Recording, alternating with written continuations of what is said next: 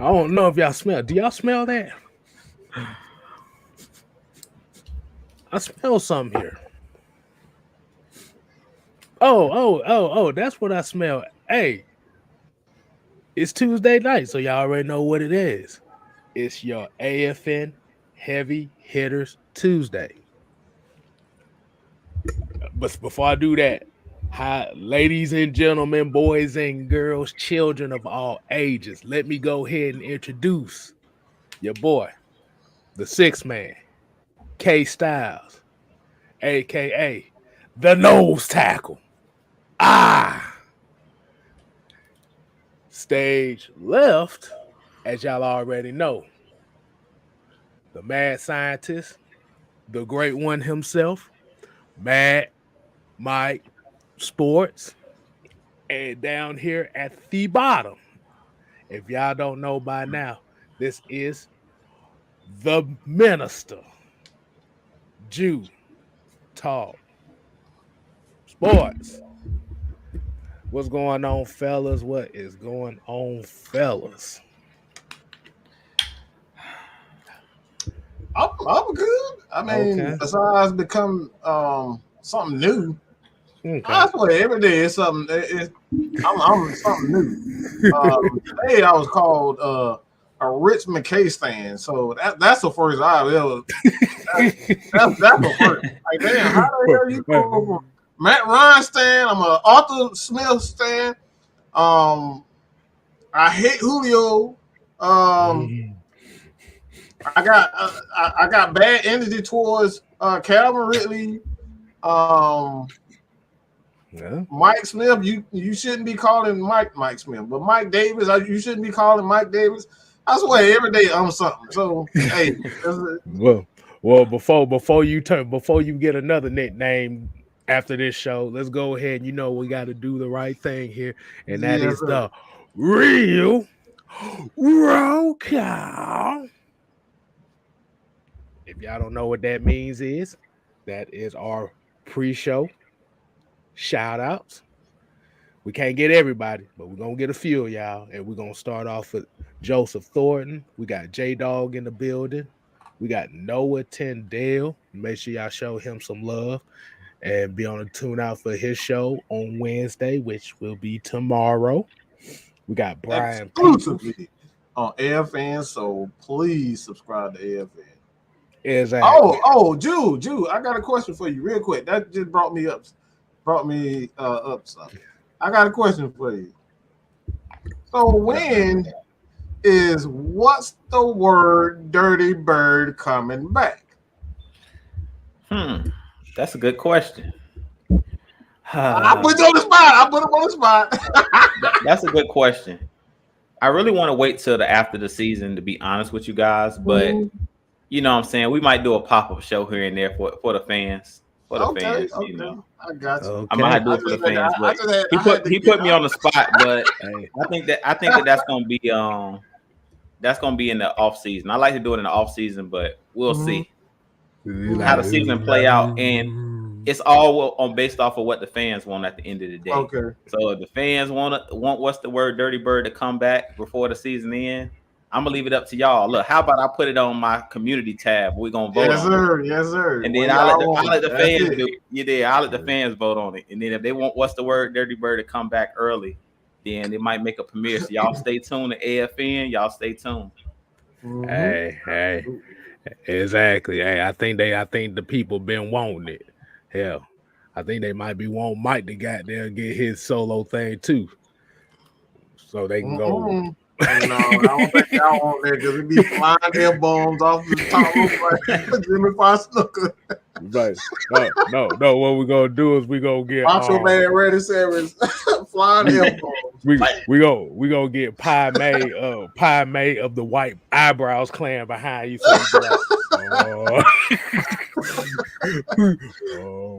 But yeah, let's get back to it, man. Like I said, we got Isaac Crimes, we got Make You Fumble, we got Blitz 818. Andrew G, he said he got COVID, so no work. Hey man, like I said, take care of yourself and and get a speedy recovery. Yes, sir. He said he'll have to miss a stream this week. But yeah, like I said, we definitely appreciate it. But make sure you take care of your health first. We got J Dog. We got Dre 2 Statement. We got Michael Walker. We got Bobby Boy Zone 3. We got Jerry Bowie. And my last couple ones going to be Pody TV, Bubba Gump, Floyd Donnelly, Atlanta Nation.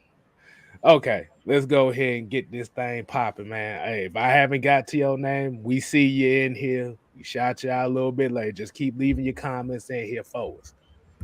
All right, fellas, man. What do we got for them tonight? What are we doing? What are we doing for the people? I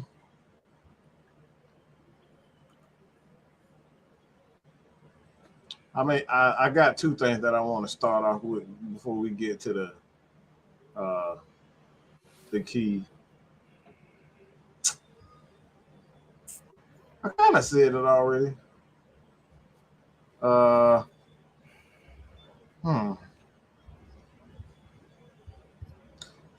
know I've been trying. I've been on my Zen move lately, so I've been trying not to go crazy, but I'm trying. I mean, Marquise think I'm some type of demon seed. He always talking about I got bad energy and all that type of shit. So, I've been trying, but bro, I got called a stand, a Rich McKay stand. This man is how what? How he hired one of the greatest coaches of all time, and Tony Dungy, and one of the greatest defensive minds of all time, another one, and Lovie Smith. He's responsible for those guys. Warren Sapp, John Lynch, Rondé Barber, Warwick Dunn. Like, I can keep on going over and over and over and over again. Like, he's responsible for so many great players, including helping us get to another Super Bowl, bringing in one of the greatest defensive linemen in our franchise history in John Abraham, facilitating that trade. So how these people are really upset that I said Rich McKay is a very good football mind. It's like, my thing is why is that a problem? Do you guys see any issue with that? Like, respecting the fact that this guy is just a good football mind? It's like, why would he not? Like, why would I not want to talk about a guy that has a resume like that? Isn't that what's supposed to happen? Yeah. Before I get to that, let me go ahead and hit up Miss Maggie T comment here. Y'all make sure y'all show her some love here in the chat. Where she said Falcons signed Punter Thomas Morstead. We've been having a whole lot of bad luck with punters this year because we got punters hurt, COVID list, and now we done signed. This is almost kind of reminiscent of the Morton Anderson signing from back in the day. Don't it kind of give you that vibe just a tad little bit? I mean, not really, because I don't know who the hell he is. I have no idea who the guy is, so I'm not going to. Talking about Thomas Morstead, Mike? Yeah. The Saints he's punter. A long-time Saints punter, yeah. My thing is, I just don't know what's up with us signing all these old guys. Like, we ain't got no young legs out here. Like, why are we signing all these old guys? The young legs can't stay healthy. That's the problem. I'm just like, man, we got all these old. Colquitt, one of the oldest punters, and then now we get Morstead. I'm like, was this dude even playing still? I thought this guy was retired somewhere. I mean, he was with the Jets. He's pretty old though. Yeah. Morstead is up there too. I think he's like in his late 30s. So I'm like, okay. I mean, I'm pretty sure it's college punters that come out every year. Like, and then I heard that we put Maggie on our practice squad. So I'm like, why don't you just sign him? Why are we signing? I don't They say they want. They say they want some coffin corner punters. That's what that is.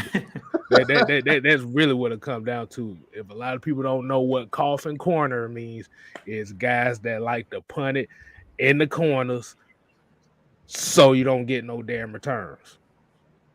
And this is kind of what Morstead likes to do. He's kind of like one of those.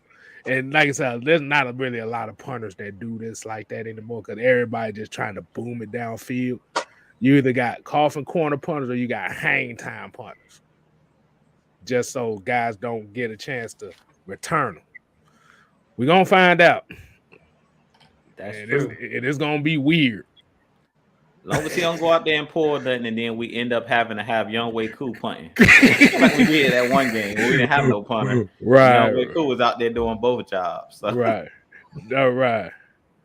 Yeah. I mean, yeah, it's far better punters, but they looking for experience right now, man, because that's basically what it comes down to, because Cam Neasy couldn't stay healthy. They had to cut him. Don Maggio lost his job at the beginning of the year.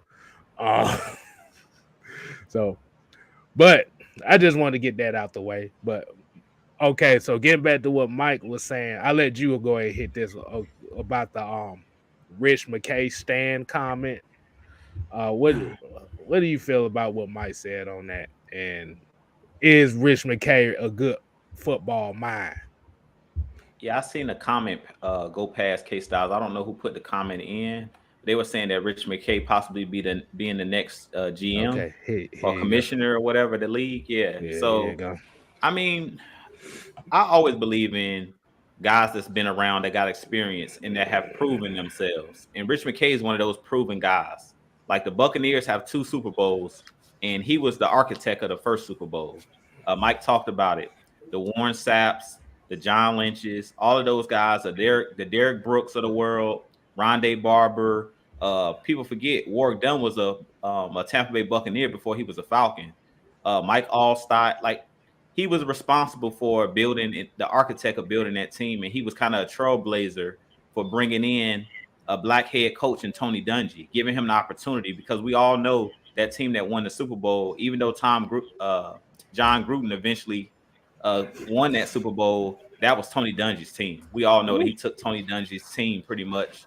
It was kind of similar to what Steve Kerr did with the Warriors. Everybody know that Mark Jackson he laid the foundation for Steve Kerr to come in and basically, take over and win championships with the Warriors. They were already on their way. If Mark Jackson would have stayed there as a head coach, they would have eventually won championships. So it was a similar thing with Tony Dungy. But Rich McKay, I love Rich McKay. I don't see a reason, why we should be hating on him. Like Mike said, to be honest, in 2016, and we don't want to go back into the Super Bowl talk, but we should have a Super Bowl trophy. Let's just be real. So how I look at it is he's the right-hand man to Arthur Blank. Arthur Blank loves him.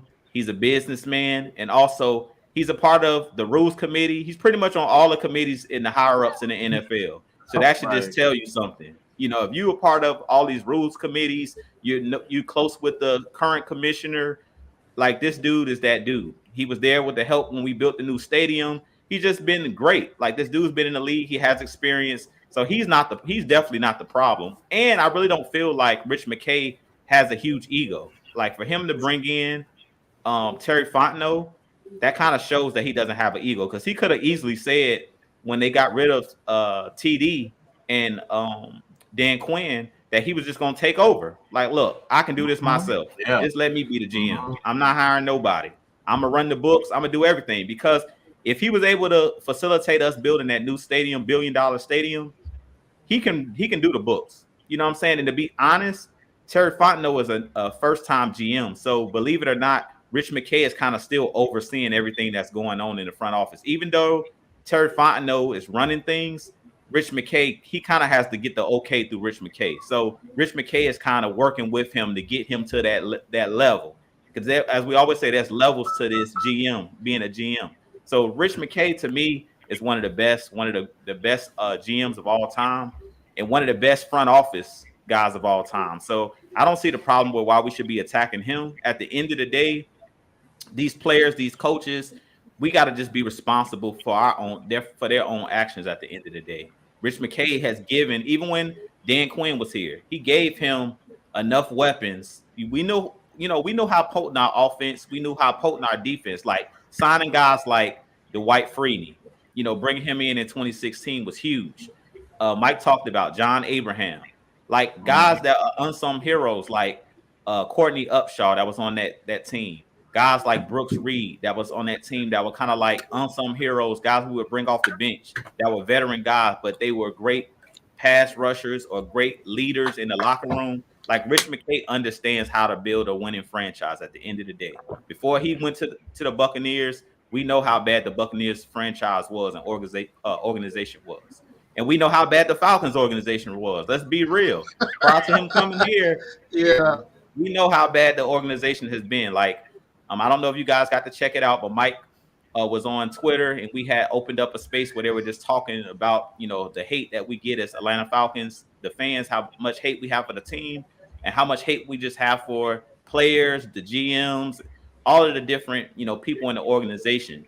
And pretty much, I agree with where Mike is coming from. At the end of the day, Rich McKay, to me, he should be untouchable at this point. And to be honest, with the comment that we've seen there, I don't think Rich McKay is going to be with the Falcons much longer. I could really see him being the next commissioner if he wants to. He really can have any position he wants because he has that type of experience. So let's get this man his flowers while he's here. Let's respect him while he's here, because at the end of the day, he showed that he could build a winning team. Like the 2016 and even 2017 Falcons. Like everybody talks about the 2016 Falcons. Let's not forget that 2017 team was just as good and could have easily went right back to the Super Bowl. Like we won the first game against the Rams in the wild card game, and then we played the Eagles, who eventually were the Super Bowl champs, to the wire in the divisional round. We were on the goal line, and the ball went through Julio's hands. We scored a touchdown there. Chances are we go back to the Super Bowl back to back, and chances are we win that Super Bowl. So let's just be real. Rich McKay is not the problem.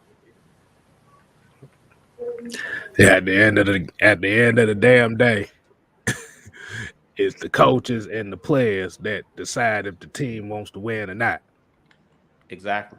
So, yeah. So, KStylzz, that was my long answer. I'm sorry.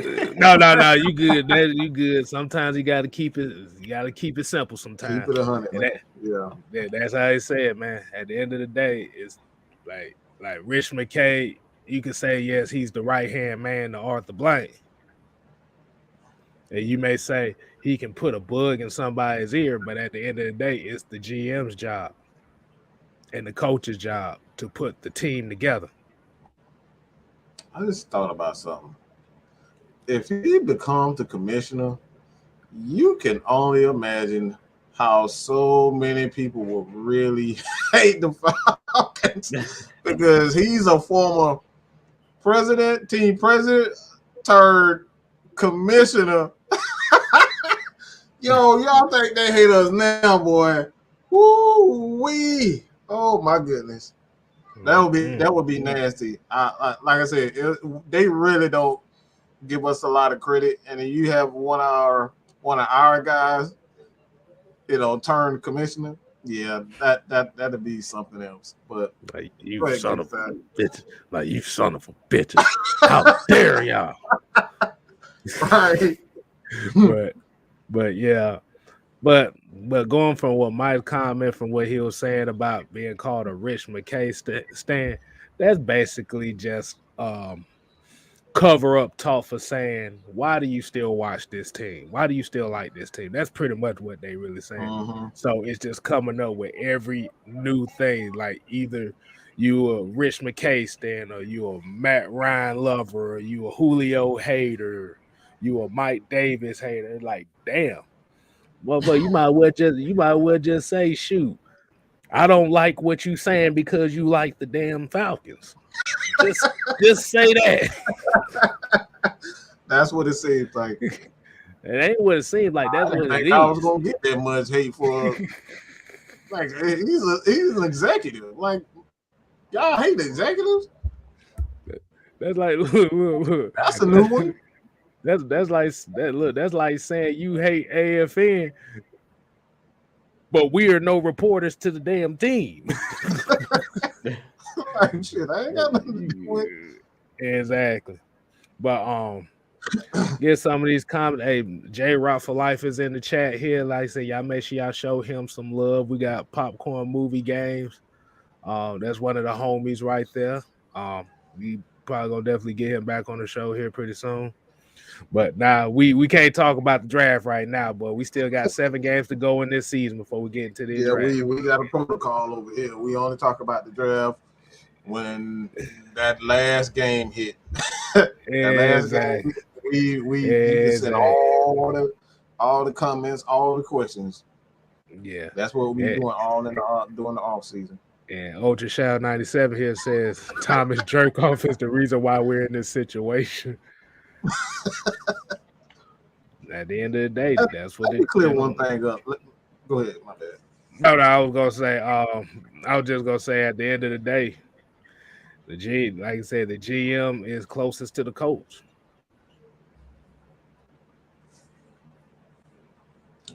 He's the closest to the coach. That's what it comes down to. But I just want to clear up one thing also. Yes, the general manager, they're calling the shots, the day-to-day shots as far as getting the signing potential free agents, restructuring contracts, as well as drafting, restructuring, and free agencies. Like, they are the guys that are going out and doing the day-to-day. But I say it time and time again, the general managers are not calling the shots. What he is a front man for what the team president, whomever the team president is, the guy who's really calling the shots. Okay, they are the football guys. That's why you go and San Francisco, for example. This is a perfect example. The reason why Kyle Shanahan isn't, and I'm just gonna be real, and I'm not no Kyle Shanahan. I'm not a stan. I'm not a fan of his, but the reason why they're struggling is because guess what? John Lynch is making all the calls. That he's the football guy. He's calling all the shots. They got a general manager, but at the end of the day, that team is going to always be a defensive team because of John Lynch. All right. And he's not getting what he wants. All right. You look at their last 3 drafts. I think they went defensive. I think they went like defensive line. I think they got McGlinchey. I think they had him in the first round. But outside of that, they went all defense. So that team is a defensive team. And that's one of the reasons why Kyle Shanahan is struggling, because he's not getting the tools that he wants. Yeah, he's a coach, but he's not calling anything. It's all up to the team president. So yes, those guys are doing a good job, but I want to clear it up because I think a lot of people got the misconception that the GM run things. The GM is just a figurehead for the team president. Those are the guys who really call the shots. Okay. But let's go ahead and get to what the people want to talk about tonight. Like I said, that's what we usually call the early show babble. It went a little bit longer than we wanted to, but yeah, let's go ahead. But yeah, give y'all a little something, get a little taste of what else we talk about. But we call this a must-win game. Before the season started, this was my trap game in this schedule. Jaguars versus Falcons. What more can be said? You ain't got no damn choice. You got to win this game. And that's my synopsis for this thing. You got to win this game. There ain't no ifs, ands, or buts about it. That's simple. Yeah. So like I said, everybody else might have had something to say, but I just summed up everybody's point here.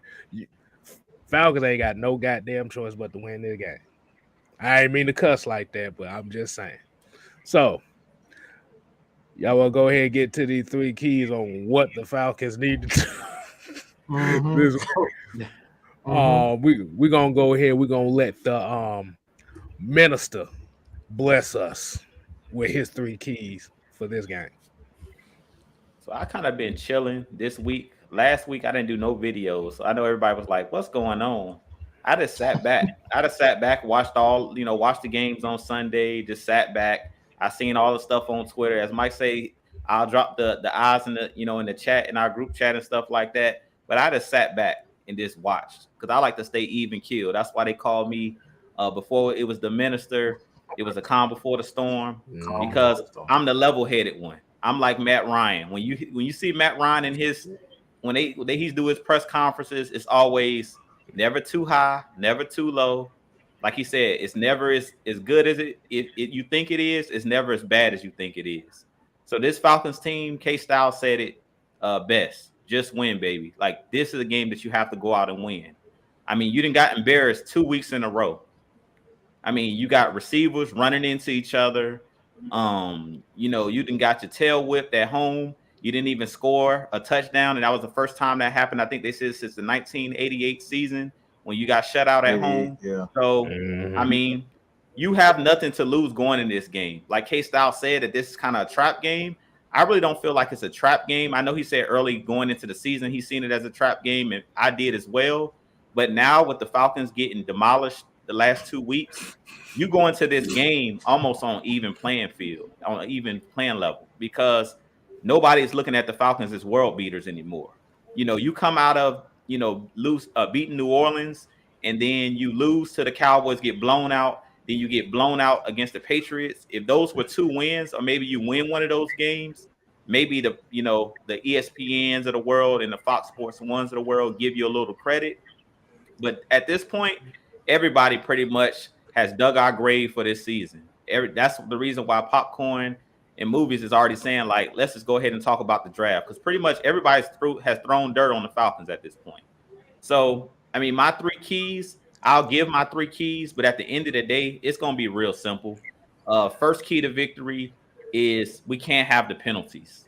We seen Matt Ryan on Thursday night chewing out everybody on the sideline, and then in the second half, he was just trying to kind of be that Joda energy for the team. Like, come on, he was slapping the offensive lineman, punching them in the chest, like, come on, let's go. Like, he was trying to basically get in their face and say, look, it's still a 13-0 game. We still can win this game. So in this game, we can't get behind the chains. That's really what's been killing us the last 2 games. On first down, we've been losing yardage when we try to run the ball. We've had too many negative plays, whether it's holding, whether it's false starts. We got to clean that up in this game. So that's my first key to victory is you have to limit the penalties. Like, we have to cut the penalties out. Some of the penalties in the last game were so-so, like the one on Fabian Monroe where they call pass interference. It was a lot of ticky-tack, fouls and stuff, but you know what you get when you play the Patriots. We know how to, you know what the Zebras are going to do when you play the Patriots and you playing against Bill Belichick. So that's the first thing. Be disciplined. In this game, we can't have the false starts. Those are things that you can control.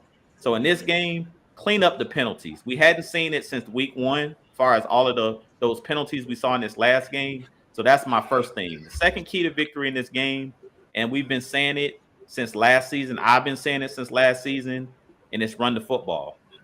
You have to balance it out. We have to balance it out because the reason that the offensive line is struggling is because you're falling behind in these games, and now teams can tee off on Matt Ryan, and they can tee off on your offensive line, and basically you're backpedaling the rest of the game. So in this game, come off the ball, knock them off the ball, run the ball with some authority, take Mike Davis out of the game if he's going to be tiptoeing at the line, put in Quadra Olison because he showed you last week he going to one cut, and he gonna get you 2 or 3 yards. Go ahead, KStylzz. So we can every time Mike Davis run the ball, what we're gonna be like, tiptoeing in my Jordans, and up, tiptoeing in my Jordans. I don't forgot who that rapper was. Go ahead, Drew. I didn't want to throw that out. Now you good. I mean, I'm just tired of seeing it, man. Like, get the ball. Like we talked about Todd Gurley last year. I mean, we were better off keeping Todd Gurley if we knew we were gonna get this out of Mike Davis. Like, just hit the hole. Like, stop dancing. Stop dancing in the backfield. Stop slipping like you got grease on the bottom of your cleats. and just go straight. Like, get the ball and hit the hole. He's doing too much dancing. That's the reason he's losing yardage. Like, you too big of a running back. We call him a UPS truck or whatever KStylzz called him. But he's like, we thought Freeman danced in the backfield. This dude will not hit the hole to save his life. Like, dude, you big. Ito Smith was smaller than you, and he would hit the hole.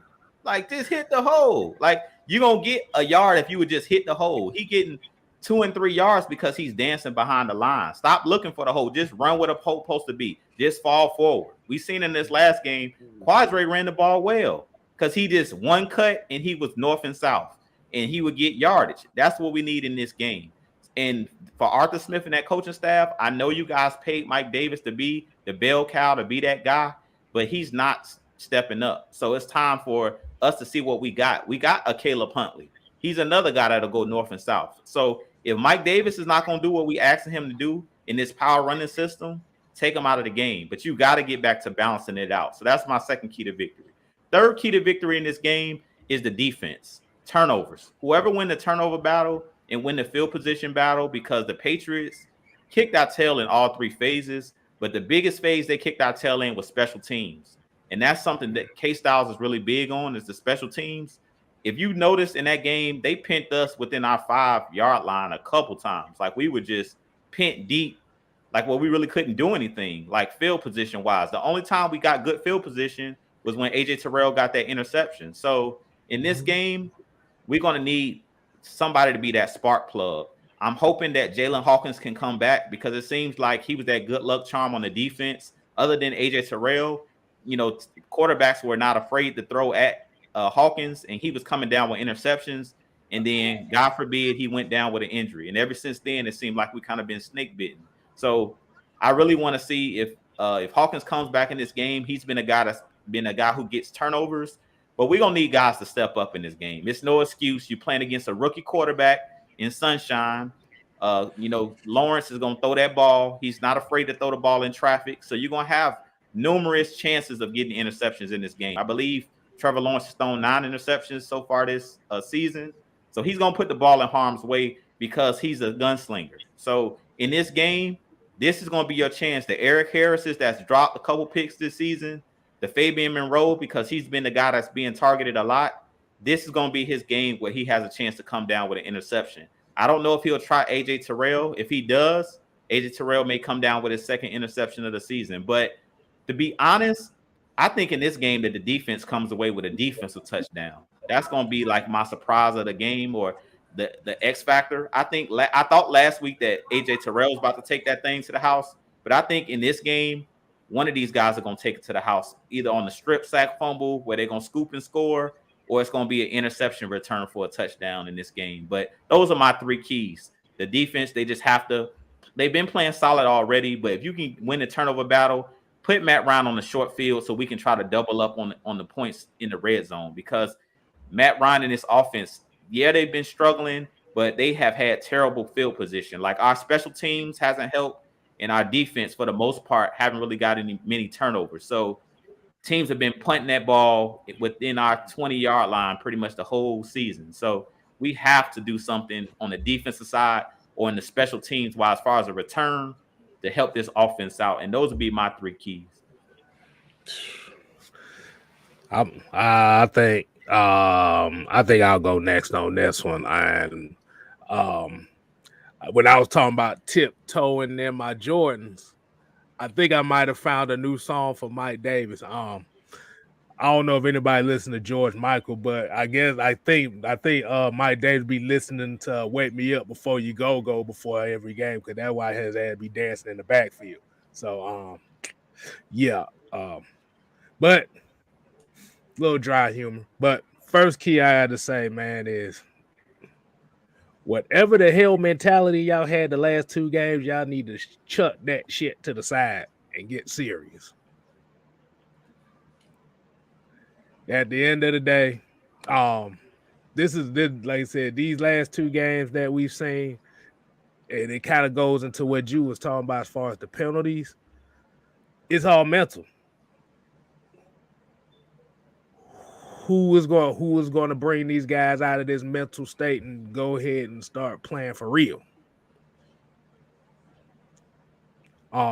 We will, like I said, we cannot afford to have another game where we are getting penalized and not taking advantage of opportunities, because it's not in the case to where, okay, y'all didn't have chances here, you just didn't take them.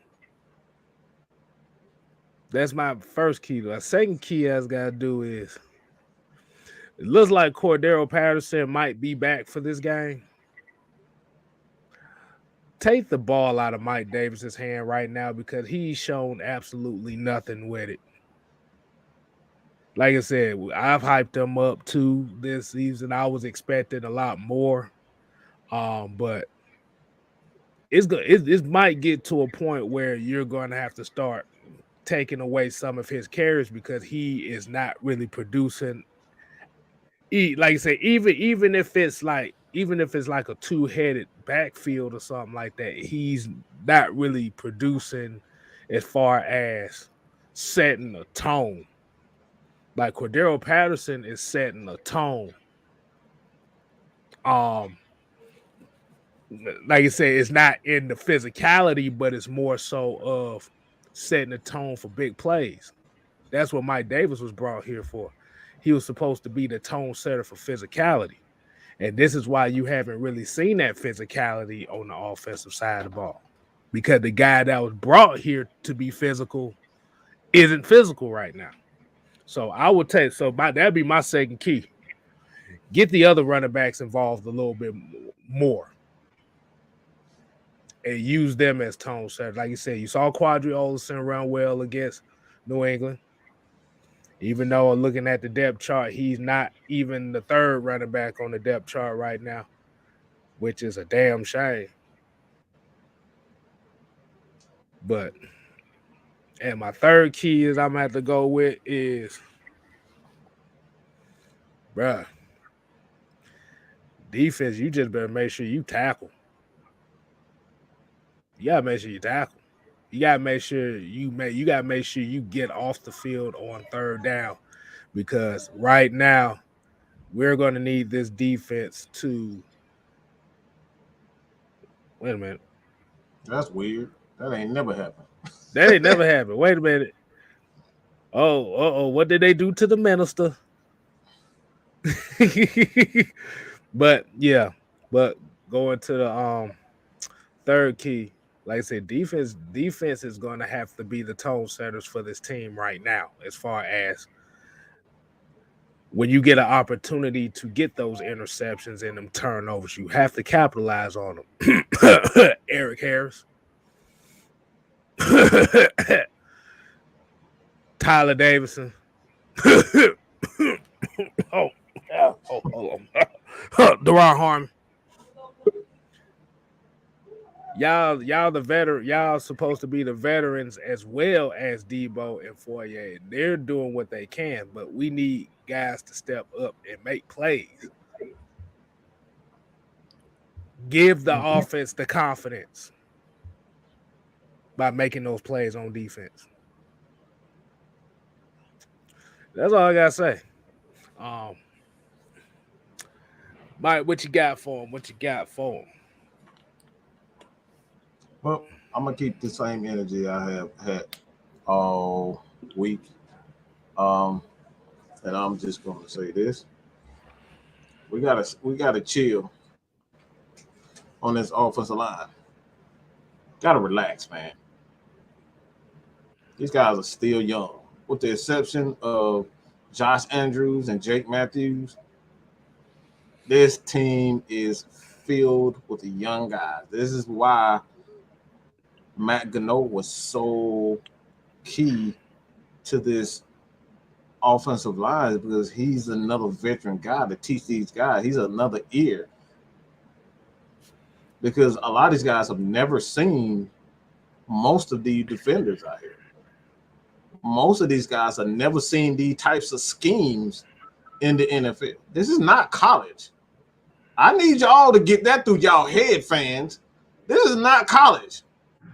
We don't see guys lined up in the same exact spot every week, week in and week out.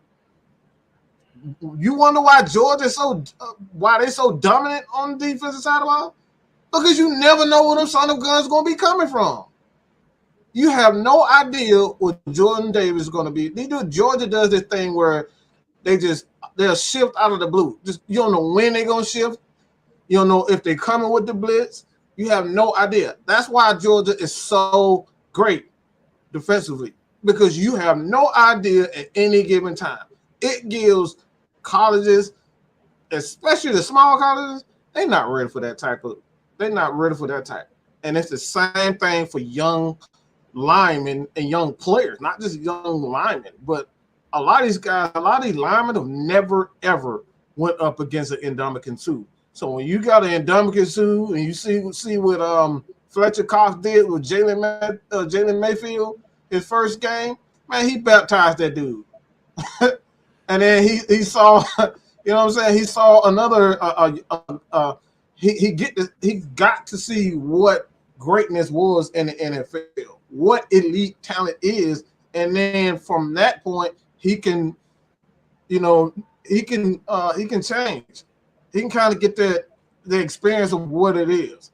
So a lot of these players have never, ever played against these talents. So this is why around second year, the third year, fourth year, you start to see the linemen start to get it. A la Jake Matthews, guys like the left guard, Andy Levitre. All these guys start to get it because they've seen more of these types of defenses. Like defenses like Lovie Smith. Lovie Smith will kill rookie offensive linemen because that dude will send everybody and their mama. Everybody gonna blitz in it. So we got to give these guys a break. This is why this offensive line is up and down. These guys are young. They have not seen a lot of guys. So one, we just got to give these guys, time, and we kind of help them out by running the ball. It's simple as that. We gotta run the ball, even if it's not working. You gotta run the ball. Give these guys opportunity to finally get it. This is why he's experimenting with Quadri Olison, Wayne Gallman, because somebody is going to catch it.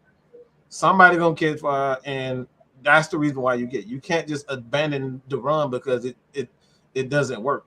Got to keep going. Second one, I think is pretty simple. I know KStylzz said, tackling. I don't see any issue with wrong with the tackling. The reason why I say that is because this defense, the way that it's designed, is designed for chaos. So you're going to have guys that's out of position. They're going to be out of position. They're young in a new scheme.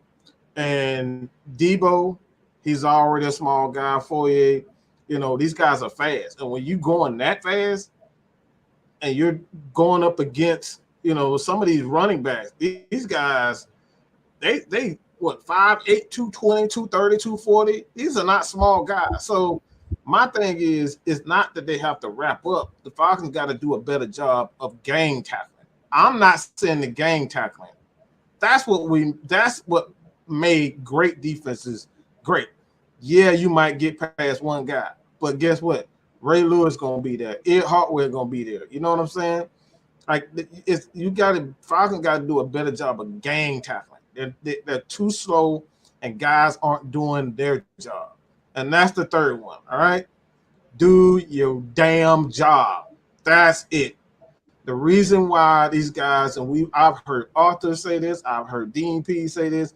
It's not that they don't get it. It's not that they're stupid. They never said that these guys just aren't getting the offense. They're not getting it. These guys are just doing too freaking much. I've heard these guys say it multiple times. They're just doing too much. And maybe I'm putting too much on his plate. Dean P says, so he scaled back, and that's not working. So it's not that they're not getting it. It's that these guys are just doing to everybody trying to make that big play. Everybody trying to get that home run, hit that home run. Everybody's trying to do that. Just do your freaking job. And that's the three keys right there. Hey, I forgot to say one thing too, and all the keys come down to this one. Come down to this one umbrella. Let me go ahead and put the umbrella up. If people don't know,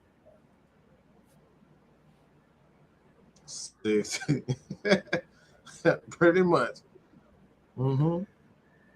It's got to be done for 60 minutes. That you can't get away from that. Yeah, because I'm looking at these statistical categories as far as the way that the ball has been contributed in the running game with Mike Davis. Dude has 290 rushing yards for 1 touchdown. Who? Mike Davis. Who? Mike Davis. Cordell Patterson. Cordell Patterson is the leading rusher on our team right now.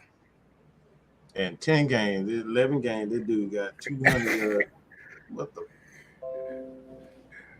Think about that. Cordell Patterson is the leading rusher on the team and the second best receiver on the team.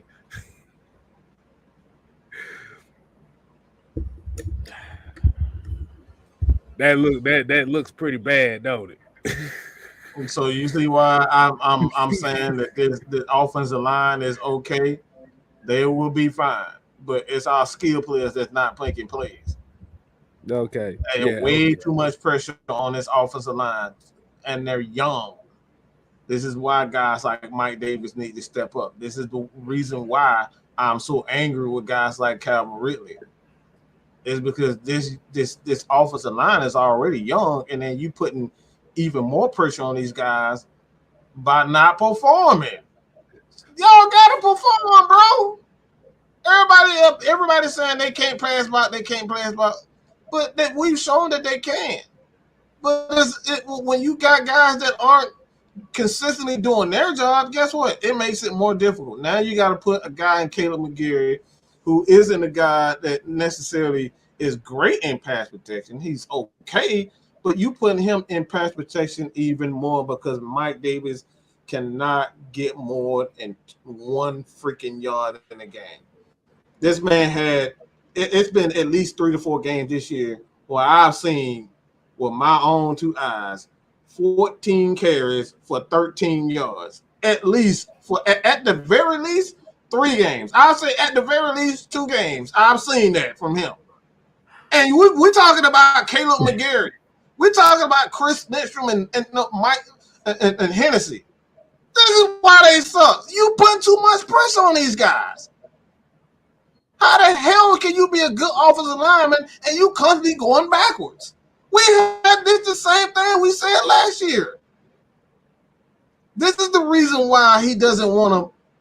This is the reason why Arthur doesn't want to continuously put the ball into Matt Ryan's hand. Why? Because his offensive line is not ready for that. These guys are still young. All right. There's a comment here I wanted to hit up. Corey Shaw here said Mayfield had 37 reps on the bench. He should be pushing people around.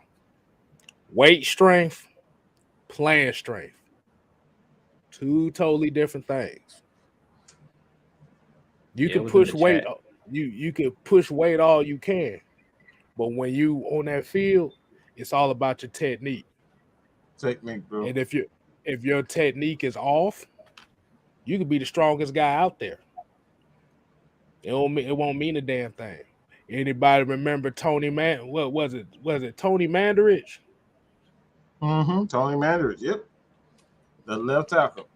The left tackle that they talked about the Incredible Hulk and all this stuff like that. And this guy was the perfect example.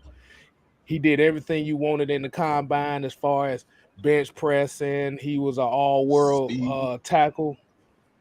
But when he got to the NFL, he didn't last long. Your technique got to be on point. You got to know how to use those legs. You got to know how to balance yourself. That's what made guys like Larry Allen great. Walter Jones. Jonathan Ogden, Jason Peters in his prime, Mike Ken, he had elite. Him and Anthony Munoz, those guys had elite foot quickness. Mm-hmm. Anthony Munoz, Bob Whitfield. Hell, I could throw Keenan Forney in there. But like I said, all these offensive linemen, like you said, when you're pushing, that's called drive. You driving. You got to drive the defender. Some guys can be strong as hell in that weight room. I've seen it. I've seen guys who can bench press like a motherfucker, but when you put them on the field, shit, they get pushed around by guys that are weaker than them. Because at the end of the day, football is all about technique. Technique, bro. But yeah, like I said, that's just one of those aspects like a lot of people don't really think about as far as when they come into. And this is why I say the combines and stuff like that is really, really overrated, because we start looking at stuff like 40 times and thinking, okay, he fast, he should be a great receiver. No. There's been great receivers that ran terrible 40s. Exactly. Football speed is a lot different, like he was talking about, KStylzz. Football. Like, you seen guys like even Jerry Rice, he didn't run a great 40, but you never seen him get caught from behind. When he catch a post or he catch, you ain't catching him. Like, it's one thing to have that football speed and that 40 time. You know, you can train for a 40, you know, to run with the right form and stuff like that. But once you put those pads on, technique, all of that come into play, man. When those bright lights come on, like I said, I'd rather somebody have football speed and have, you know, that straight line, you know, like that track speed. It's a lot of guys that have track speed, but can you catch? Can you do the, you know, the Darius Hayward-Bay was one of those guys coming out. Everybody talked about. Oh my goodness! With the Raiders, he had speed, but he couldn't catch, and he didn't have any technique. So it doesn't matter. You know what I'm saying? If you can get behind the defense, if you can't catch, touchdown, boy. Exactly. He be wide open. He was dropping 80-yard touchdown, boy. Yeah, man. So, like I said, I'd rather take that guy that's not as fast, like on a 40 time. But like you said, if they got the technique and they can catch, because I've seen guys that were slow, but they just had technique. Like the Wayne Corbett's, people forget about him with the New York Jets. He was one of those guys in the slot where he wasn't fast, but he had good hands. So, and he knew how to run routes. He understood leverage. Ed McCaffrey was so damn slow. He was so slow, but he would eat you alive in that slot, boy, as a receiver, anywhere. Exactly. So really, at the end of the day, what you see, what you put on that tape is really what matters more than anything. Like those statistical things, like 40 times and reps. Really, the cone drill is really more important than the 40 time. To be honest with you. How quick are you? Boom. That's the cone drill. But if you're running a 40 ain't. What's the change of direction, like you were talking about in a cone drill? You know, you got to change direction, and that's what you really have to do, especially as like a pass rusher. When you look at these pass rushers, you can have that straight line, you know, line speed, but can you dip your shoulder? Can you do those things? Because when you're trying to chase a quarterback, especially now in the NFL with these mobile quarterbacks, you have to be able to understand leverage. And you have to be able to understand how to move. You know, having that straight line drive speed ain't gonna help you when you chasing Lamar Jackson that's dipping and dodging and running all over the place. Like you might can catch him in a foot race straight, but when he's juking, like we seen Matt Ryan juke the Saints linebacker coming head on, because it's like it's one thing to be just running straight, and it's a whole nother thing with somebody coming at you and they got a little bit of wiggle.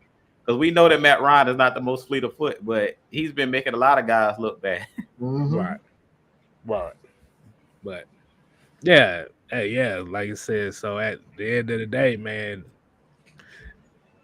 you gotta know how to play this game. If you don't know how to play the game, all that other shit don't matter. Let me read y'all some stats real quick.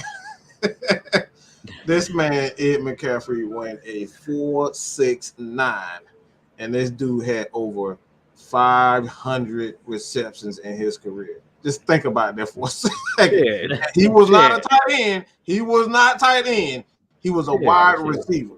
Shit, Anquan Bolden ran a 4.9, 4.8, right, 4.9. And he got well over 800 receptions in his career. So look, bro, like all these 40 times and all that type of stuff. This is why I despise. I don't waste my time watching the combine. I don't care nothing about that, because all it is a show for you guys to get boosted up in the draft. That's pretty much what that is. But like I said, we got to get these offensive linemen a break. Am I saying it was a absolute? Was it not embarrassing? Of course it was. But like we said before, we seen them going up against one of the best defensive linemen in the game in the New Orleans Saints. They have one of the best defenses in especially front seven. Those guys have an elite front seven, and they did well. So it's not a matter of talent. It's just about like confidence. Dean P said this before. He said this before. You got to make sure that these guys are confident. So you can scheme them half to death, but if you put a guy in the game when he's not ready, you can kill his entire career.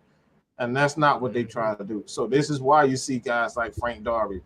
You see guys like Quadri Olison not getting the time that they want, that we want at the present time, is because these guys just not ready. And like you said, you don't want to be responsible.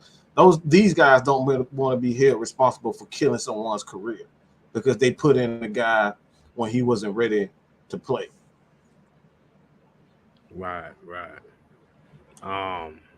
Let's see. I'm just looking through some comments, see something that see something we can kind of get all kind of get our talking points on, because I know.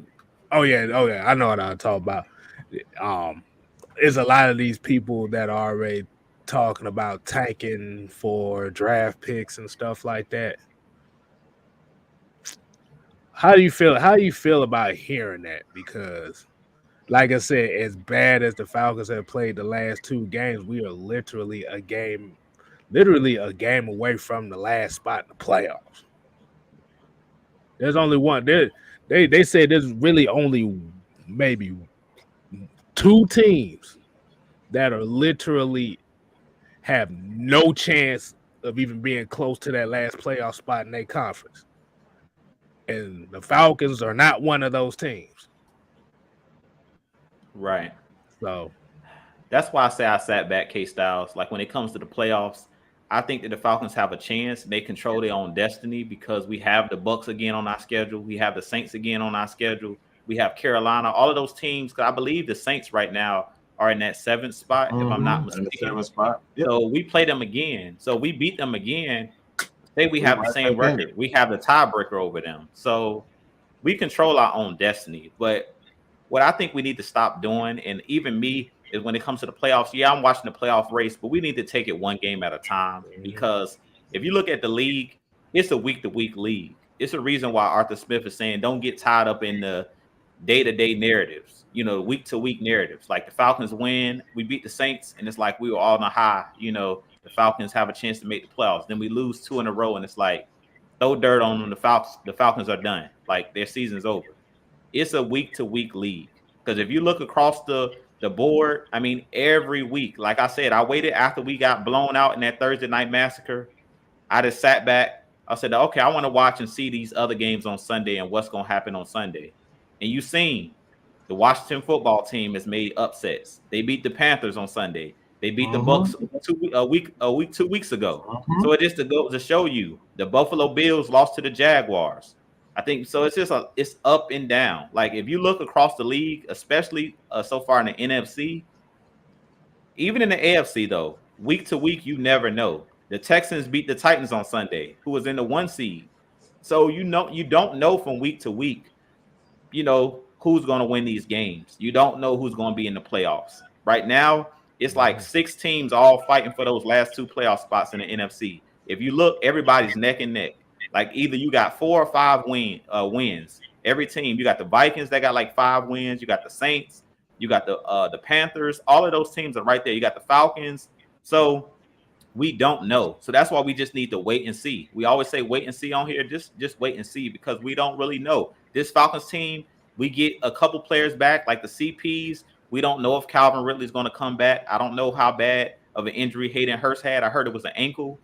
But if we get healthy, get some guys back, that's really what it comes down to. Because if you guys look, I do watch the landscape of the NFL. The Saints are really struggling right now, like with injuries. We think we got it bad.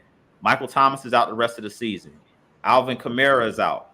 Their right and their left tackle is out. So it's like they could easily, and then I went and looked at their schedule, they could easily lose the next 3 or 4 games. And by the time they get to us at the last game of the season, they could be already like resting guys or like tanking basically because they've lost like a lot of guys, a lot of starters. So like I said, just let it play out. We don't know from week to week. We just need to beat the Jaguars. And that's what Arthur Smith was saying. We just need to handle our business and stop worrying about what other teams are doing. If we handle our business, the playoffs will take care of itself at the end of the day. So at this point, I say that the Falcons, of course, have a chance until you mathematically eliminate it. All of these teams have a puncher's chance. But like I said, you never know from week to week because you can go into this game against Jacksonville and God forbid somebody else could get injured. And some of these teams that's on the top of the division could have a key injury. Like we're looking at Arizona, they're dominating, but Kyler Murray is out right now. They're playing with Colt McCoy. So chances are a lot of these teams can take a back seat. We've seen Dallas lose on Sunday. Yeah, they're playing with Colt McCoy right now. So it's a lot of teams that are battling with injuries. And then we're seeing teams kind of come down to earth. Like you've seen the Cowboys. They blew us out, but then they came back to earth and didn't score a touchdown against Kansas City, which we know have been struggling. So, like I said, and everybody's pretty much stated that Dallas is a Super Bowl contender, which I think they are, but from week to week, you don't know. And that's why you just got to let it play out. Like, you don't know. The Falcons was riding high, and it's an up and down league. From week to week, the narrative changes. So we just got to let it play out. I think the Falcons still have a chance, and I would never tank. I would never say tank because you build a losing mentality. When you start tanking and resting players and, doing all of that type of stuff, you basically create a losing culture when you start doing that. So until you mathematically eliminate it, keep fighting. That's how I look at it. Man, I'm not. Don't even try to come at me with no damn tanking, bro. Like you can get out my face with that mess. You can get out my team with that mess. Look, it's all go 100 or I don't give a fuck if we have everybody on the damn, injury list and we playing with a bunch of guys that are on the practice squad. I'm not tanking on purpose. That's not what winners do. Period. Right. And by looking at the NFL standings right now in the NFC, let me see. You have 1, 2, 3, 4, 5 teams in the NFC that have won more than 5 games. You have 1, 2. Let me see. You got 1, 2, 3, 4, 5, 6. Yeah. You got about 7 or 8 teams that are still in contention for them last 2 playoff spots. And the Falcons is one of them because the NFC is just that bad this year. Hell, actually, if you look at the whole NFL has been terrible this year. If you look at the AFC side look worse. I mean, I just think that's parody, to be honest. I think people just put too much into records. When you see a lot of teams with pretty much hanging around 500, I just think that's parody. Right. Because it's only a couple of teams that's like 0-8, and 1-8 and things like that. Like there's only a few. So at the end of the day, I just think it's parody. But my thing, man, don't get any team, and I think this is one of the reasons why the Jets have had such bad luck is they get into this mode is I'm just gonna tank. I need a quarterback, so I'm gonna tank.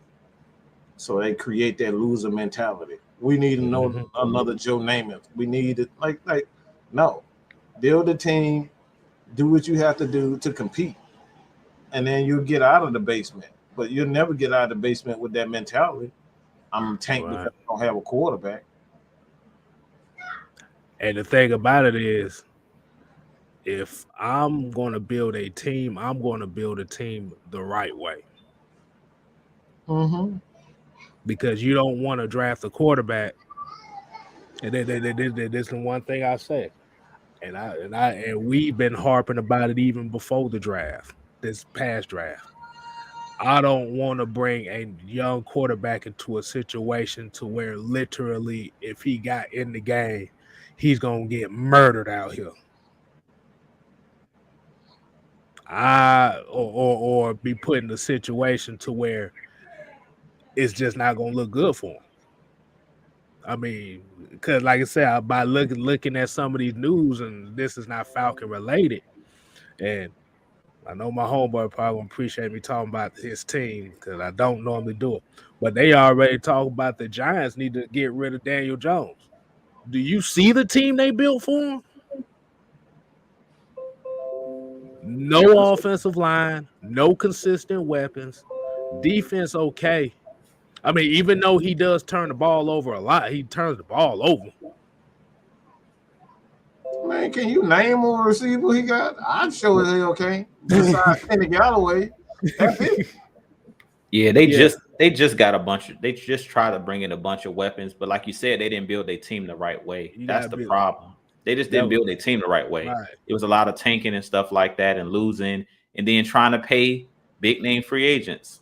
Yeah. Falcons Nation, like we always talk about, let's go out and get this guy and get that guy in free agency, but KStylzz always talks about it. If they don't fit your scheme, like they went out and got a Nate Solder from the New England Patriots and thought, okay, he can be our left tackle.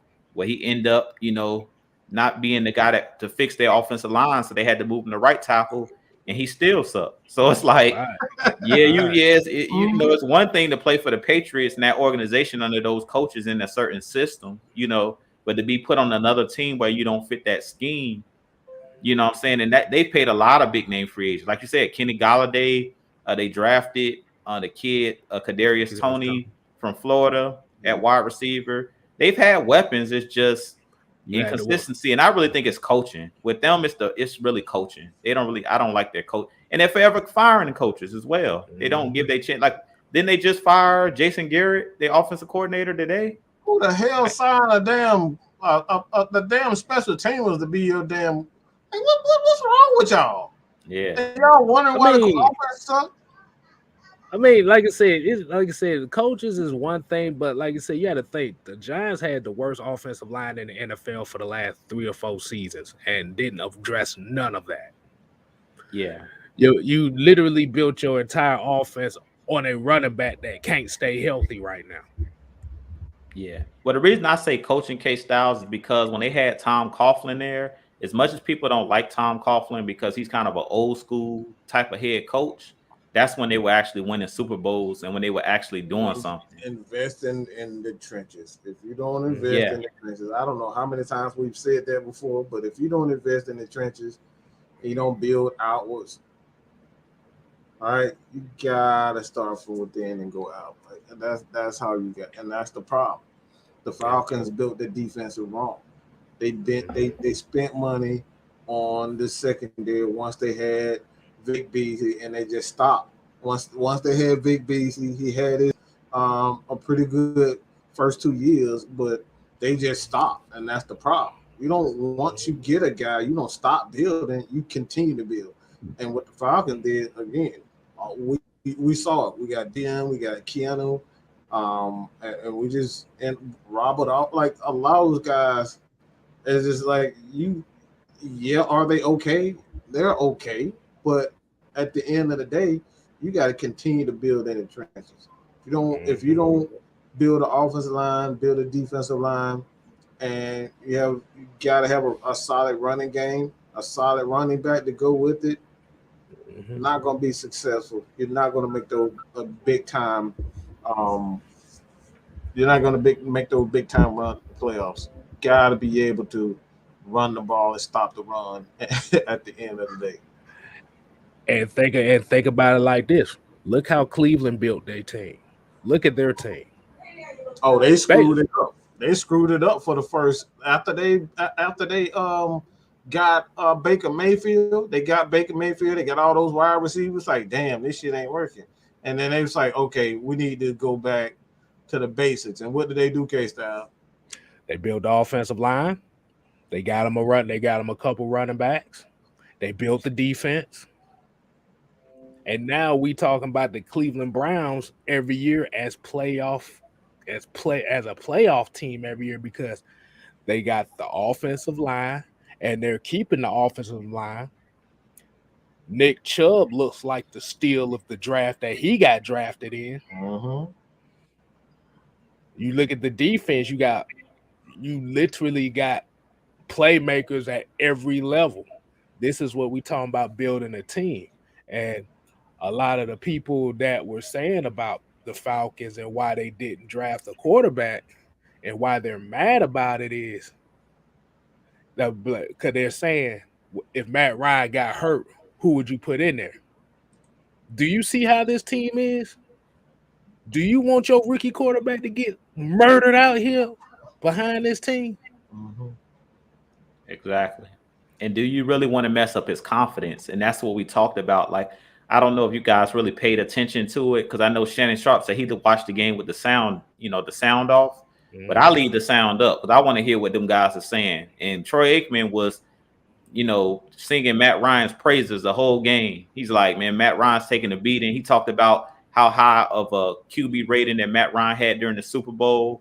He basically said it, them losing in the Super Bowl had nothing to do with Matt Ryan. He also talked about during the game, he's like, Matt Ryan is taking a beating tonight, but he's keeping his eyes down the field.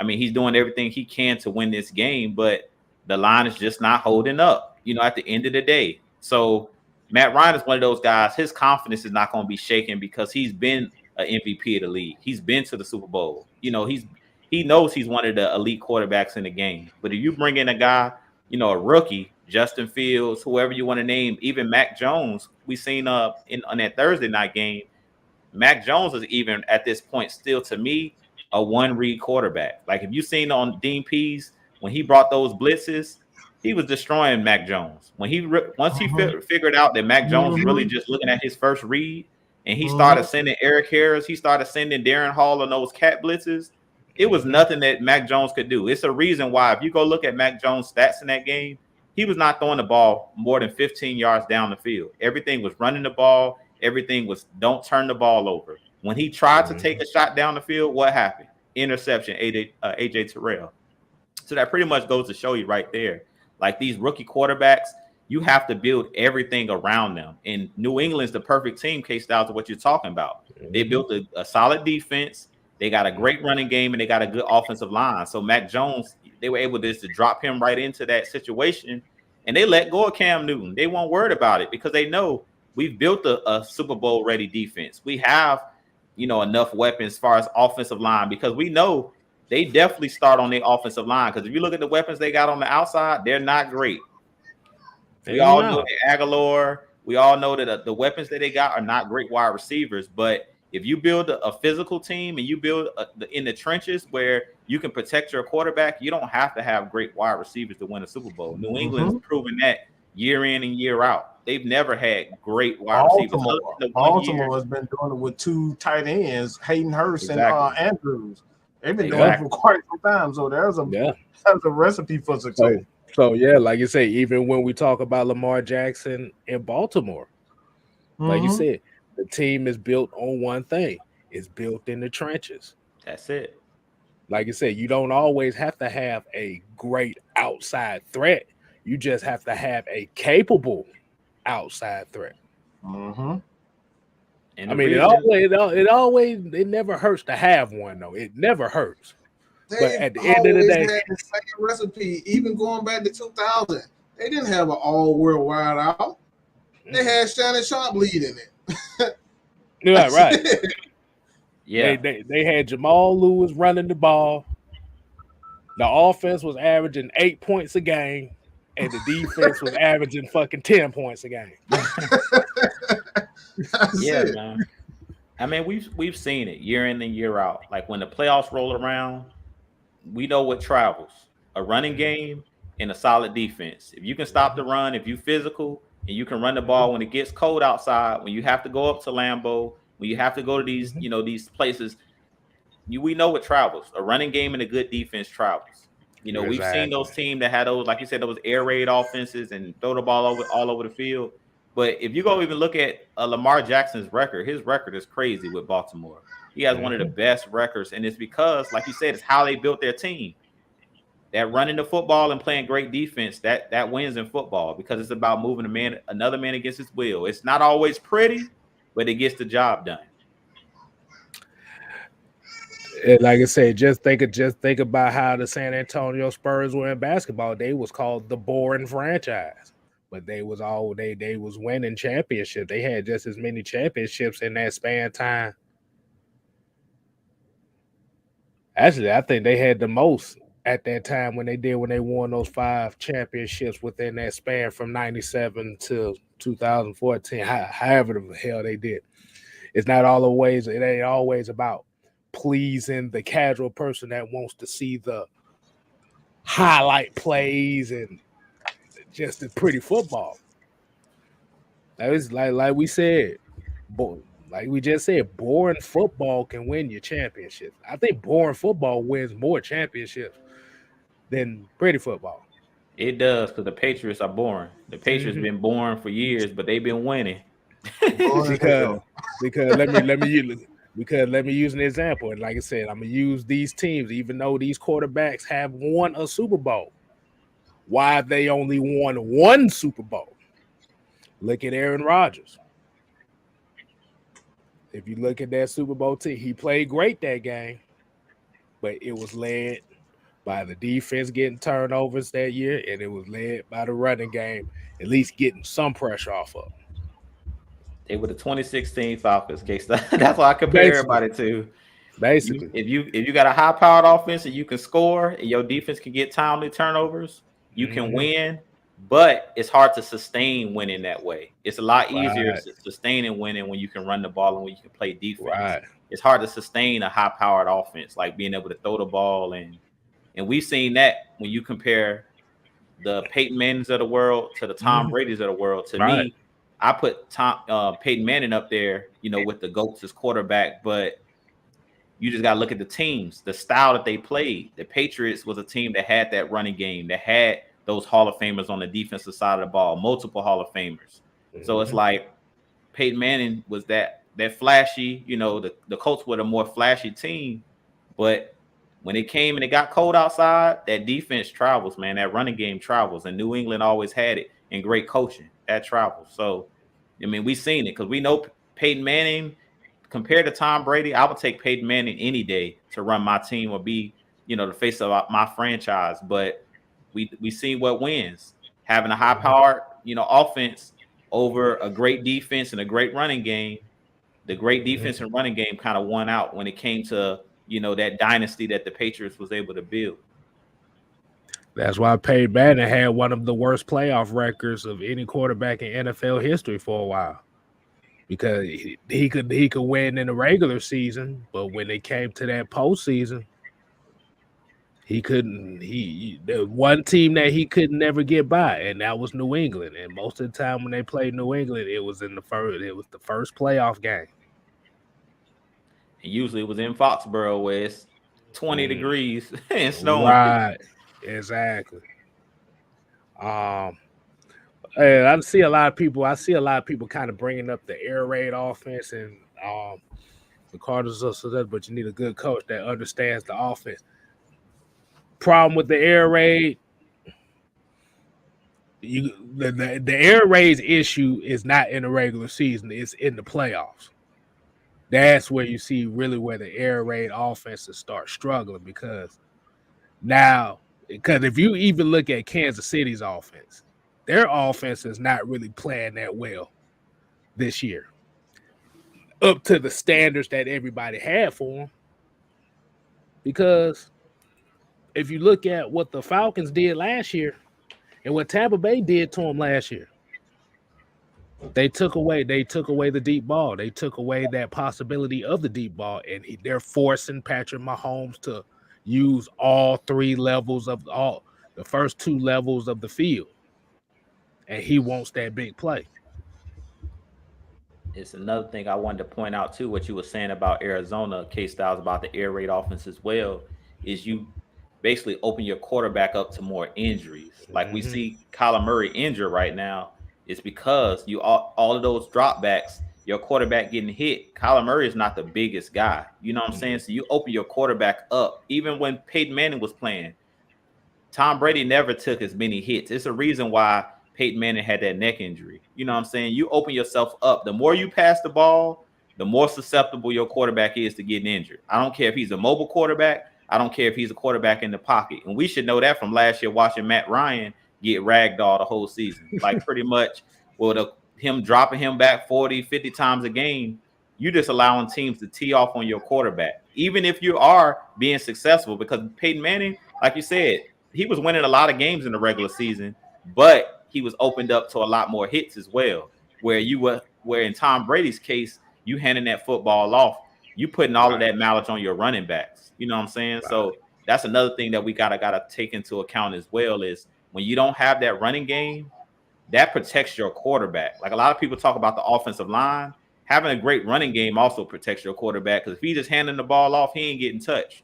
And Tom Brady has been blessed not only to have a great defense his whole career pretty much, but to always have great running games. The Corey Dillons, the Kevin Falks, all of those guys, the Antoine Smiths, all of those guys he played with in New England. And we know that New England stays with a stable of running backs, 3 and 4 running backs. So that's another thing that we kind of overlook, is having those running backs will also protect your quarterback and take some of those hits year in and year out. It's a reason why Tom Brady's 40-something still playing in the league and Peyton Manning is out of the league. All of those dropbacks, it adds up. Those hits add up. Right. And what you guys say on that, Mike?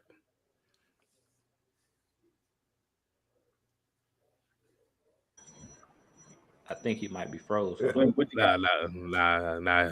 He's good. Hold on.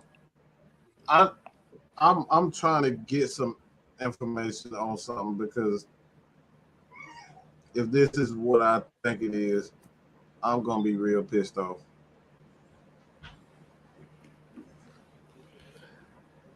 Because I'm gonna just say this. If anybody got a problem with Caleb McGarry, like, y'all gotta stop. Because like, if I'm saying what I'm saying, I don't, like I said, I gotta get confirmation on why I'm getting this article, this quote. But if anybody can get it to me, I want to call for somebody's job, said Davis. I've never said that before. We all know who Caleb McGarry is. As far as on the field, we know exactly what he's on the field. That was something I saw going back watching the game, and it kind of really bothered me. Like, I almost got to the point where I wanted to fight. It was the end of the second quarter, and Matthew Judon sacked Matt Ryan. He's on the ground. Caleb McGarry looks at Matt Ryan on the ground and turns his back, adjusts his shoulder pads, and stand there as if he's ready to play for the next. And like I said, I don't know if this is Mike Davis. If it is, yeah, I'm like, if this is Mike Davis, like I said, I don't know who said that quote. I don't know where it came from. But if it is him, like, he just need to shut up, okay? Shut the hell up. Like I said, I want to get confirmation on that quote before I really speak on it. But if it is, all I said is some Davis. I don't know if it's Mike Davis. All I know it is Davis, and I don't really know many writers named Davis. But if you are calling from a team for a teammate's job and you're a player, get the fuck off my team. Get off of my team now. That's not what players should be doing. You should be worried about your damn job instead of worrying about another player's job. But again,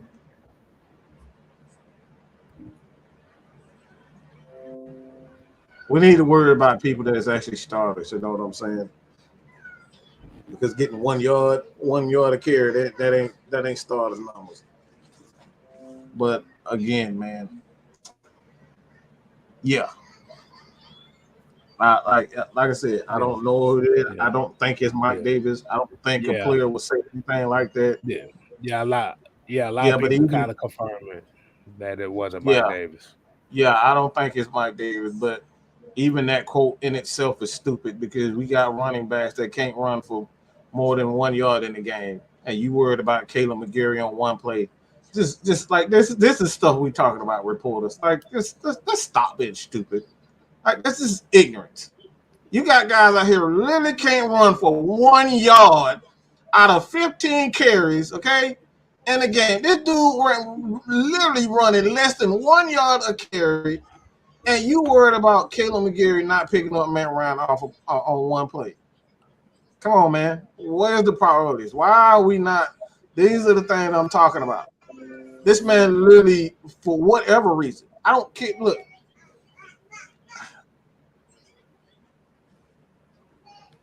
I'm going to just say this.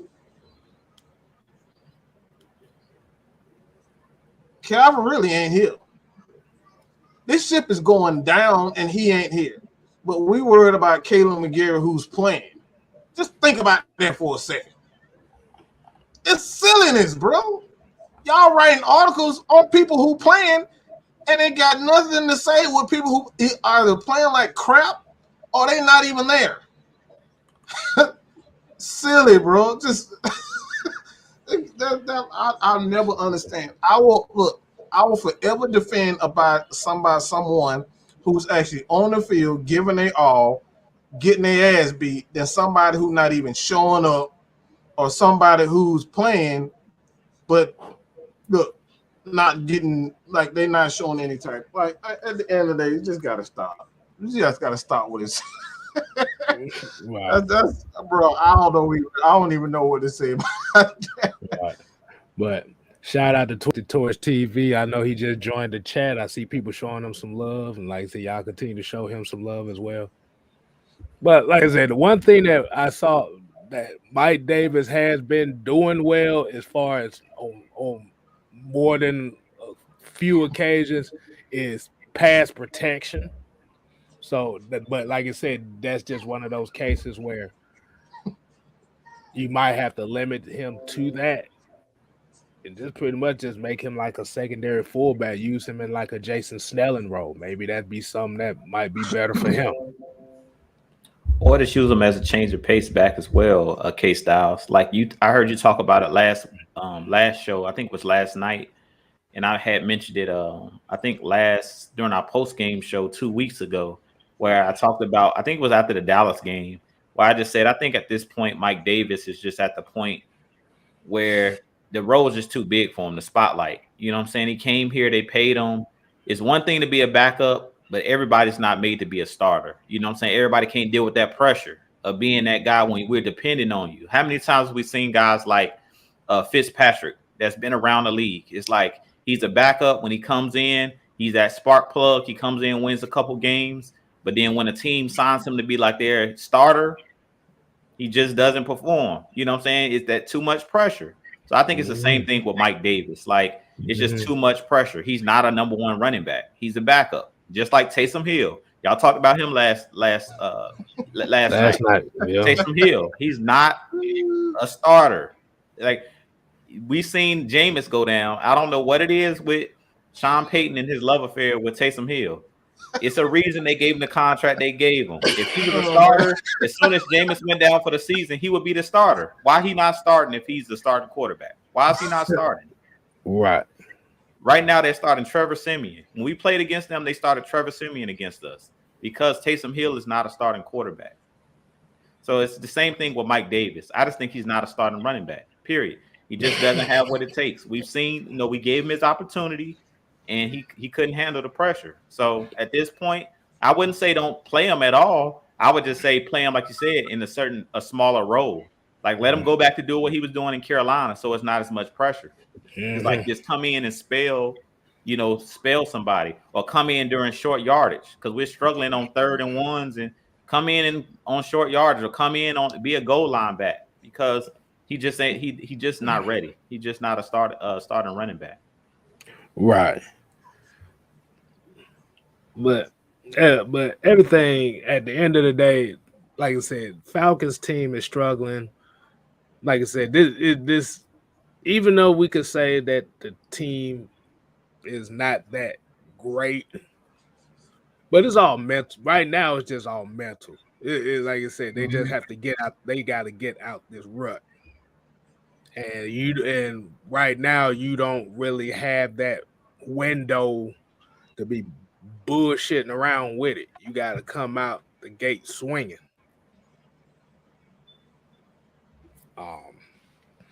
Like you said, we just have to look at for what it is. Like you said, we don't have a number one running back, and that's really what it comes down to. And if we hype in Mike Davis to be the number one running back, hey, that's our fault as fans for falling into it. Man, I ain't hyping his ass to do nothing but get more than 1 yard. Everybody hyped it. Your ass hyped his ass. I ain't hyping. Your ass hyped his up too. Don't. I ain't hyping. I'm not claiming that. I don't care what you say. I'm not claiming that. Nope. I'll say this. I'm gonna say this about the running back position. Just as Atlanta Falcons fans, and y'all know where I'm going with this. We need to stop paying running backs, period. The Falcons as an organization, we just need to get away from paying running backs, period. Draft a running back yearly. Make that a priority. Draft a running back. It don't have to be in the first round, the third, the fourth, the fifth round. And I'll give you guys a prime example. Like I told you guys, this week I was just sitting back analyzing just everything, analyzing our team. Sometimes, you get beat so bad, you just got to sit back and analyze yourself. Don't worry about no other team. Just sit back and analyze. And I was just scouring the league, and I was looking at the Colts. A lot of people are talking about Jonathan. What's the Colts running back's name? Jonathan Taylor. Jonathan Taylor. People forget him. I actually marked him coming out of the draft. I really wanted him to be. Yeah, he was a guy like that of Wisconsin as well, Mike. But a lot of people have forgotten that Marlon Mack was that dude a couple years ago for them. So where I'm going with this is this: you can find running backs a dime a dozen. Marlon Mack was a guy that everybody was talking about how great of a running back he was until he got injured with the Colts, and now they have Jonathan Taylor. So what it shows is year in and year out, just go out and draft a running back, because running backs are a dime a dozen in the league. We see it year in and year out. The Patriots have been known for bringing in different running backs. Even the 49ers, if you look at them, Kyle Shanahan brings in running backs yearly. So the Falcons need to get away from paying these old guys. Like, I wouldn't sign no more veteran running backs. If I'm the Falcons, go in the draft and just bring in a stable of running backs. You can use different guys. Like we even see with CP. He came in on a 1-year deal. We paid, gave Mike Davis, a 2-year deal. But to be honest, we would have been okay with just bringing in CP and then drafting a young running back. And I was really surprised that we didn't go in and draft a guy to come in and fit in this scheme to be that power back, like a Ramondre Stevenson for the Patriots. Like, you can draft them. So I feel like as a Falcons, we just need to get away from paying veteran running backs altogether, because every time we do it, we get bit by it. We paid Steven Jackson. He didn't pan out. Now we paid Mike Davis. It didn't pan out. We paid Todd Gurley. Like, it just is not working out. So we need to go away from paying these older running backs in general. I don't care if they were great in their past. Just get away from it. Just go out and draft younger running backs, because they're a dime a dozen. You can find them in the league. They're a dime a dozen. Hell, you could throw damn Devontae Freeman in that damn discussion too. Exactly. And now he with the Ravens, and he's a part of a 3 or 4 headed monster. Mm-hmm. Yeah, dime a dozen. You don't need a top running back. Like the Derrick Henrys are few far in between. Those guys, you may get, an Adrian Peterson or, a King Henry that comes out, but those guys are not, you rarely see those guys like that. You know what I'm saying? So stop thinking you're gonna have a running back on your team for 5 years and he's gonna be that consistent bell cow. Because if you do, eventually they're gonna get hurt. Like because what do we keep saying? He's gonna get hurt. We kept talking about it week in and week out. Yeah, Derrick Henry's has great numbers, but those hits are adding up. And at the end of the day, in the NFL, it's one thing that's guaranteed. Eventually, you're gonna have some type of injury as a running back. It's been proven. I don't care how great of a running back you are. It's been proven that you're going to be at some point get banged up. Yeah, cause even with Adrian Peterson, them hits started adding up, and you saw the decline right there.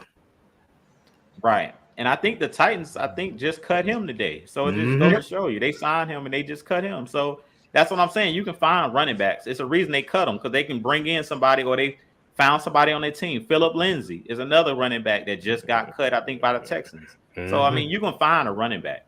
We're good. We're good. We don't need to bring in no more veteran guys. I was hearing them talking about Marlon Mack possibly coming to the Falcons, or a lot of fans wanted him in the offseason. I'm like, no, we don't need no more guys that's injury, these veteran guys. Just bring in a young running back or bring in a couple young running backs and let them do their thing. Yeah, because when Derrick Henry got hurt, this dude had 219 carries in 8 games. I don't know what the hell they were thinking. That's just crazy. That's crazy. Let's do the math. I'm gonna do the mathematics on that. Let me see. Nah, we good on that. You don't need no math. We just know that too damn much. 27.3 carries per game.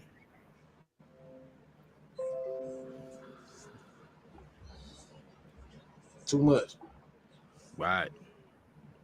And then have you noticed that, like you said, it's like a lot of these teams that are winning these Super Bowls, that are winning these games, it's not about having that one bell cow back no more. This is like Ju just said, like Mike always preached. This NFL is different. You cannot have a bell cow back. You need a staple. You need a stable of them, at least 2 or 3. Because the benefits of having those 2 or 3 running backs is somebody's going to be healthy when it comes to the playoffs and the end of the year. That's less hits that he got to take.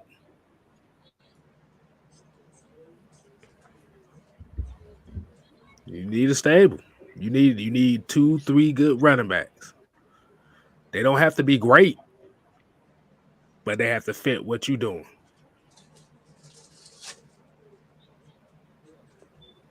And that's kind of what we're lacking right now. Because even going back to 2016 and 2017, where you had Devontae Freeman and Tevin Coleman, everybody forget Teron Ward was a damn good back for him. Oh, yeah, man. That's why I hate getting into conversation of who was better, Tevin Coleman or Freeman. Like, to me, they were good as a stable, like you said. It really wasn't about who was better as an individual. Shanahan used those guys together, well. And that's what it's about. Football is a team sport. It's not about having one great guy. You got to have a team of, and that's what I was not so upset about Julio Jones leaving. I wanted Julio to stay, but at the same time, I think we became too Julio Jones dependent, and that was a problem. Like, you don't want to depend on one player in the game of football. You talked about a KStylzz with a quarterback. We all focused on a quarterback. It's not about just having a great quarterback. You have to have a team around that quarterback. Like, we know that Aaron Rodgers is great, but if he was on a better team, he would have more Super Bowls. Let's be real. Like, we always look at Aaron Rodgers and we say, well, he got 1 Super Bowl because of the team he's on. You put Aaron Rodgers on the Patriots, or you put Aaron Rodgers on a team that has a defense, a team that understands you need to have a great team around you to win, he would have more Super Bowls. Matt Ryan, if you put Matt Ryan on a team that understands you need a great defense or a decent defense, you have to protect your quarterback. You put him on one of those teams, Matt Ryan has multiple Super Bowls, easy. You put him on Baltimore and you flip-flop him with Joe Flacco, who they compared him with coming out in the draft, Matt Ryan easily wins a couple Super Bowls with Baltimore in that defense. Easy. Mm-hmm. Yeah. And then, like you say, you just said the key thing with Aaron Rodgers, with folks like Aaron Rodgers, with Drew Brees. Yes, they have one Super Bowl, but why do they only have one Super Bowl? Because they've been asked to carry the whole franchise on their back, bro, and that doesn't work. Like I tell people, it doesn't work in the NFL. You're not going to win with one player. It's been proven. Like we seen Pat Mahomes. We seen Pat Mahomes last year in the Super Bowl. We seen him early in this season while he was struggling, when he was trying to carry the team by himself because the defense won't doing their job. When you're trying to carry a franchise on your own, you're going to fail in the NFL. Right. It's a reason why Tom Brady chose Tampa, because he understood they have a defense, and he also understood I can bring players with me. He went out and got AB. He went out and got Gronk. Even though they already had Evans and they already had Godwin, but Tom Brady understands that it takes the team aspect. Like he knows I can be as great as I want to be, but it's a reason why he went to Tampa, and it's because of that defense. He understood they had a great defense and a good offensive line. You got that, you set. Right. Right. But just like with this comment right here, Drew Brees had a good defense in his last few years, though. That's not a guarantee. But at the end of the day. But even with him being old as hell, Mike, like what a lot of people championship games and making deep playoff runs, like that's success. You know what I'm saying? Would you rather be the Falcons right now and like missing the playoffs every year, or would you rather be in the playoffs and actually making deep playoff push? Like everybody talks about them losing to the Rams in an NFC championship game, but it's like, would you rather be like, I would rather be in the playoffs and take my chances than to be outside looking in. That's just me personally. So at the end of the day, as much as we joke the Saints and we laugh at Drew Brees and stuff like that, I don't feel like his last couple years were a failure, because they were actually making deep playoff pushes. They didn't win, but they made a deep playoff push. And I'd rather be like the Buffalo Bills in the Super Bowl every year and lose it than never get a chance to go to the Super Bowl. Like, you know how many players dream of just even playing in that game? Like, I don't think Jim Kelly and any of those players that lost those Super Bowls would have rather said, man, I would have rather lost or not made the playoffs than to have those 4 experiences and those 4 chances to actually win a ring. Like, that's just me. Personally, I'd rather get there and lose and not get there at all. But like you said, the consistency that comes with it, like you said, it's you got to have the right team. It has, like I said, it has to be at the right moment. It has to be the right team. And you have to think, all the teams that consistently go to the playoffs build their teams the same way. Offensive line, defense, then worry about the skilled players after that. That's how you build a championship. That I ain't gonna say that, like I said, because a championship team, anybody can win a championship going on the right, being hot at the right time. But in order to be consistent in the playoffs, you have to have the right built team. Because, like I said, we talk about Aaron Rodgers.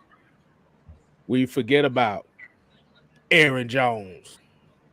You forget the fact that Devontae Adams emerging as one of the best receivers in the league. You forget Jair Alexander being one of the best corners in the league. The defense and stuff like that. The building pieces that keeps the team in the playoff hunt.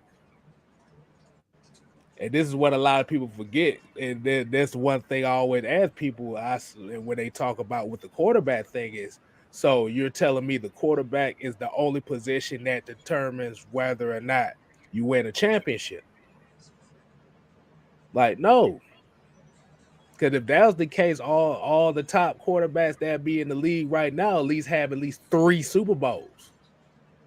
If it was that played in a couple of them. Like people keep talking about Aaron Rodgers, he only didn't play in 1 Super Bowl.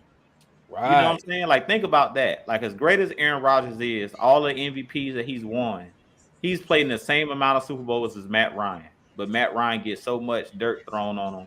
But it's like he's played in the same exact amount of games as Aaron Rodgers. The bad man that Stephen A. Smith always talks about is played in 1 Super Bowl. See, the only difference that they'll say with that one is, like I said, the Packers have consistently been in the playoffs.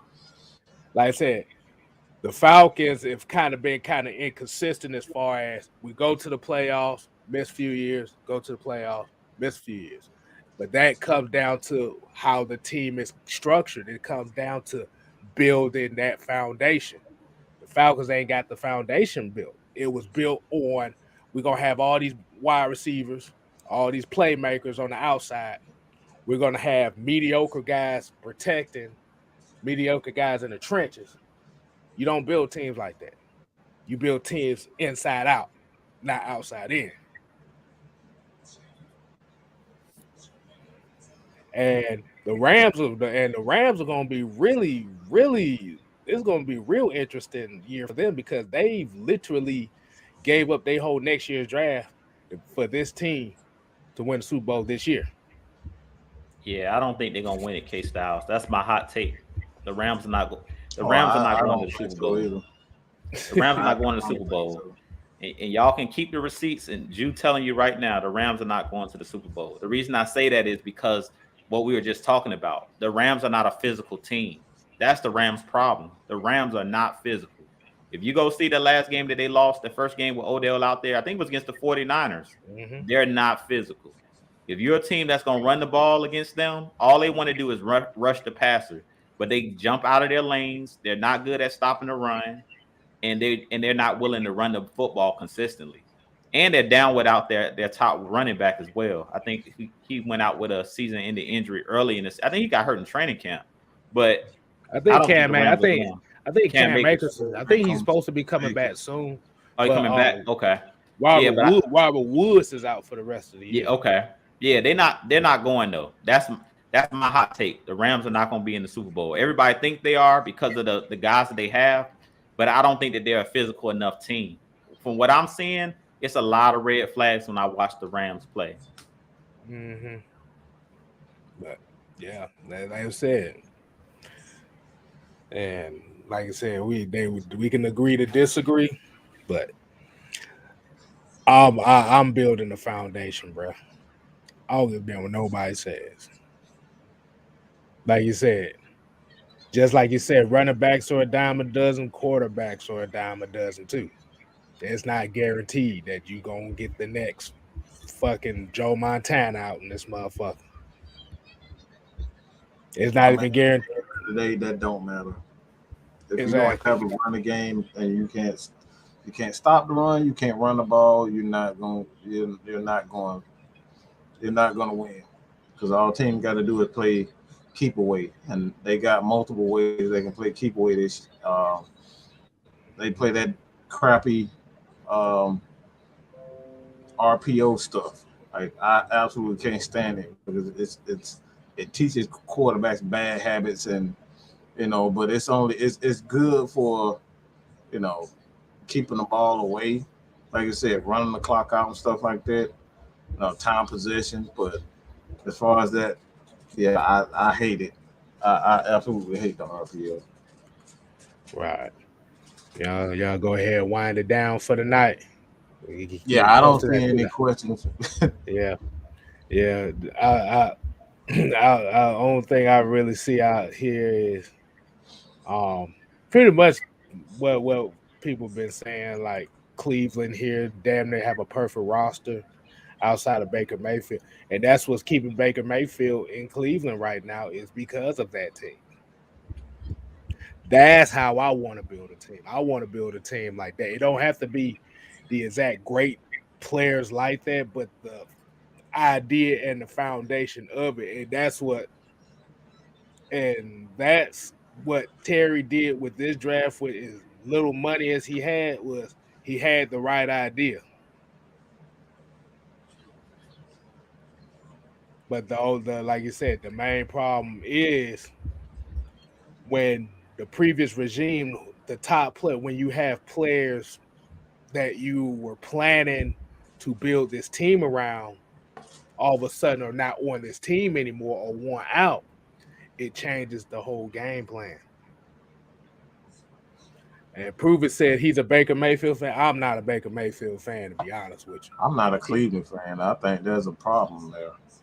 I just don't think they have a chemistry. I think that team would be right back in the dirt in the next 2 years because of guys like Baker Mayfield.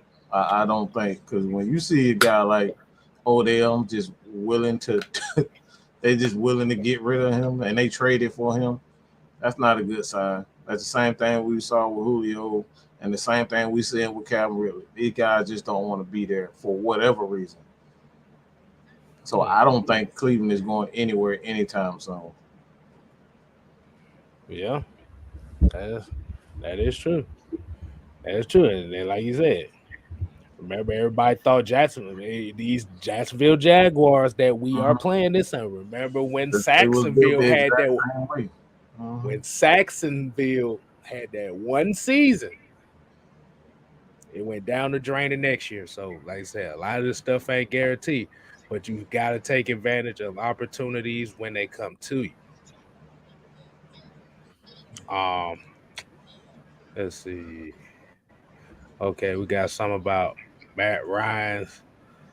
What should be done about Ryan's contract so it could be a team friendly so we can sign better players? Do you see an extension coming? Bro, how much time are we going? Mike don't even know. We only have. I ain't answer this shit no more, bro. Yeah, we already pretty much said it. We didn't what Birdman said. I done did it already. We just said it already. At the end of the day, like we said, man, like I was just saying, it's not about one player. When it comes to a team, it's not about one player. Like what we got to realize is Matt Ryan's deal is already team friendly. Like, do we know what these other quarterbacks are making? I want to say that. Let me say this right quick. Ali, yeah, go ahead. Let me say this right quick. If you talking about, like I said, a lot of people complain about his money. Do you realize the reason why he's making as much money as he is because of him restructuring to try to keep guys around him to help him win? Ali just joined. I'm not talking. Let me answer that real quick for him because he just joined and I wasn't talking about Ali, but I was just talking about just the general aspect of it.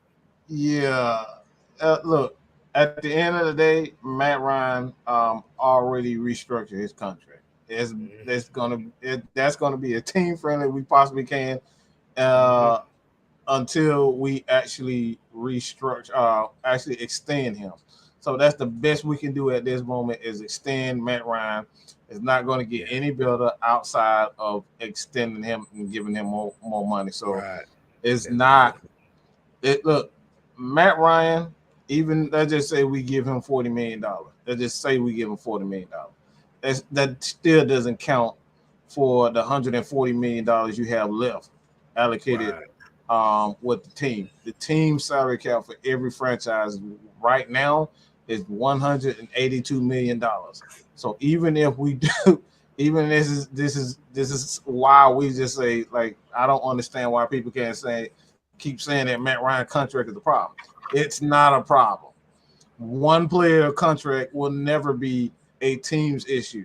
The issue has always been and will always be general managers who give contracts to guys like Robert Alford, extend guys like Devontae Freeman. We can keep on going. Like I love Trufant at the time, but he wasn't worth $60 million at the time. You know what I'm saying? So it's things like that. It's things like that that really give him Muhammad Sanu. He like, come on, we could have got another a guy to do what he does. To be a physical receiver and just go across the middle. I mean, we pretty much doing that now with Kyle Pitts. So it's so many things you can do to help save money. The problem is that you just don't give players who really don't deserve that big time money, because we gave Robert Alford $40 million, bro. This dude was like the worst. Statistically, this dude was the absolute worst cornerback that year in his best year, and we turned around and gave him $40 million. Those are the things that ruin the salary cap. So it's not, Matt Ryan making 40 or Tom Brady making $40 million. It's what you do with the other money that really hinders, make or break your franchise. Mm-hmm. That's what it comes down to. At the end of the day, you gotta know how to make the GMs and stuff. They gotta know how to make the decisions on players. That's why we gotta throw New England here again. That's why they don't really give re-signs to a lot of players, because it's all about okay, or they'll trade a guy a year before he's up. Like this is how franchises keep winning. They don't pay guys based on 1 year. They look at the whole body of work and they'll see, okay, this might be a flash in the pan this year, so I'm not going to take a chance on him. And that was the problem. We took a chance on a lot of guys, and we paid for it this year. The last 3 years we done paid for it. Like you said, you had the $40 million with Robert Alford. You had the $60 million between Carpenter and Jamon Brown. You still had the Devontae Freeman contract. Yeah.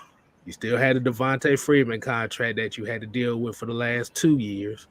So that was about, for 2 years, that was about $18 million you had to deal with. You still had Desmond Trufant's contract you had to deal with for the last 2 years. That was for both seasons about $12 million right there.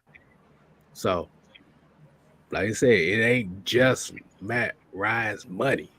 You got to look at the guys that got extensions and got cut a year into the extensions that we still had to pay for.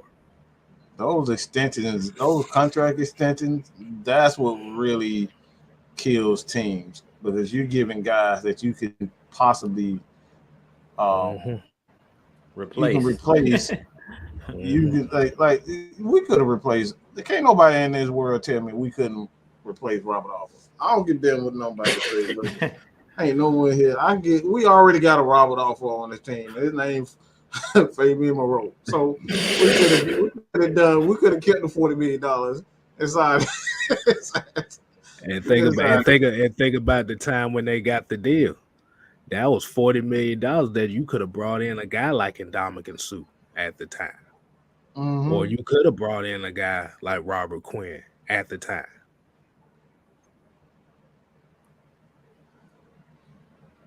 But you put that $40 million to a corner that was rated one of the worst corners in the NFL as far as pretty much all the corners, and you gave him the money that year.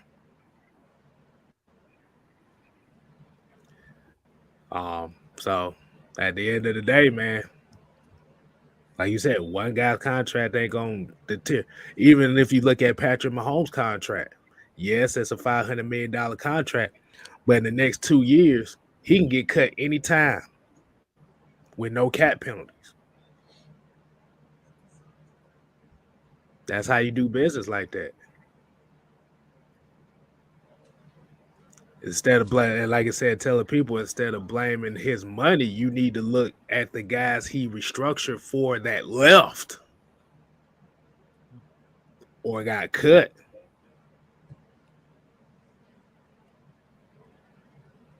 Because all restructuring is you're taking money away from that year and you pushing it back to the tail end of the contract. So now you're in a situation where it's like y'all want to get rid of them so bad. If you get rid of them, you're looking at about $45 million in dead cap money. About $40 million in dead cap money. Yeah, it ain't gonna work. No.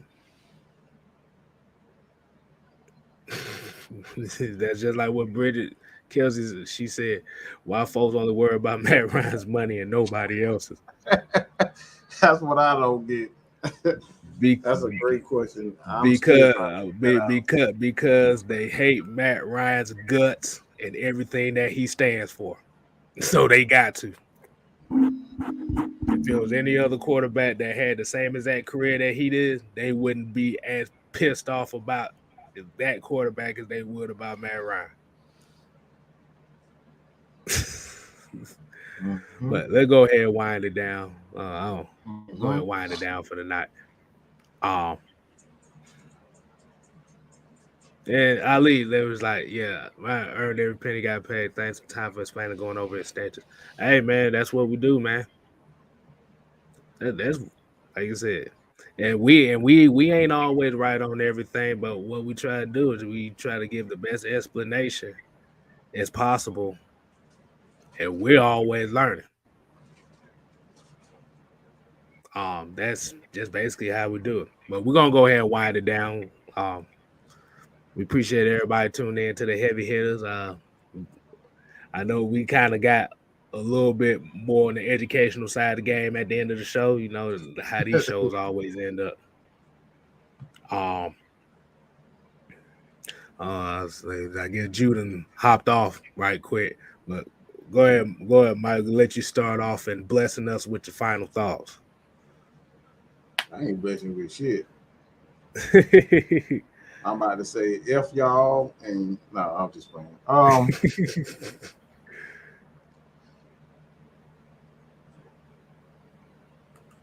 I'm gonna say this, and most of y'all probably dog fans anyway, and y'all get this. At some point, we should know how important coaching is, because we had an okay coach. Mark Richt wasn't bad, but he did a lot of dumb stuff. You know what I'm saying? He did a lot of dumb stuff, and I'm just talking about whether it's recruiting. He did a lot of dumb crap recruiting. That's a whole nother story. But mostly, a lot of his mistakes came because it just wasn't very smart in game managing situations and crucial times. Just he did a lot of dumb stuff that shouldn't, and that's pretty much what we talk about with the Atlanta Falcons. And one of the reasons why I said to begin with that Arthur Smith was prime to be the Atlanta Falcons head coach is because he's great in those times. He knows when to run the damn ball. Okay, he knows when to run the damn ball instead of passing the 50 times with Matt Ryan. All right, we saw what that got us these two past weeks, two past games. Matt Ryan just had to step back and pass to receivers that not very good. Yeah, it got his head smashed in. All right, it got his head smashed in. He's bleeding all over the damn place. You know what I'm saying? It got us absolute nowhere. So why am I bringing up the Bulldogs? Is because they brought in a coach who wanted to focus on two things: running the ball and playing defense. Running the ball and playing defense. That's all Kirby want to do. He don't care about no quarterback. We obviously know that by now. He wants to run the ball and play defense. All right? And they're the number one team in the country. All right? So, again, why do I bring that up? That's a recipe for success. This is going to be his, I forget how many national championships, SEC championships, but this could potentially be his second one. Why? Because he ran the ball and they played defense. All right, run the damn ball. Okay, run. Come on, KStylzz, say it with me. The damn ball. Simple as that. It's really just that simple. We've been throwing the ball with Matt Ryan. We decided we just wanted to throw the ball with Matt Ryan, Julio Jones, Roddy White, Tony Gonzalez, and that shit got us nowhere. Kind of get it? Kind of get what we're saying? It got us nowhere. So all that, Arthur Smith need to be aggressive. No, he doesn't. He need to run the damn ball and play defense. That's how you're going to get a championship. So at the end of the day, y'all ain't going to like the new style of Falcons football, but that's what wins. Running the damn ball and playing defense wins championships. That's all I got to say about that. All right. There's a couple comments here. Me, Red Machine said, is it normal that I feel such a real connection with you guys?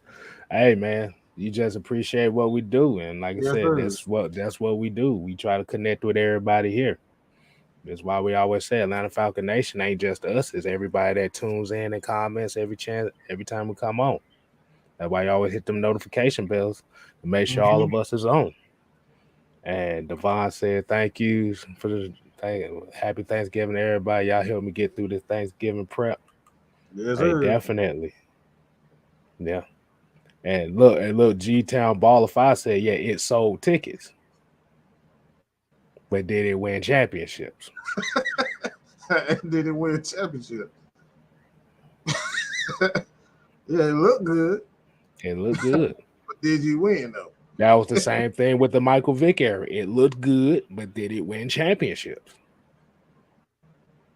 No. We went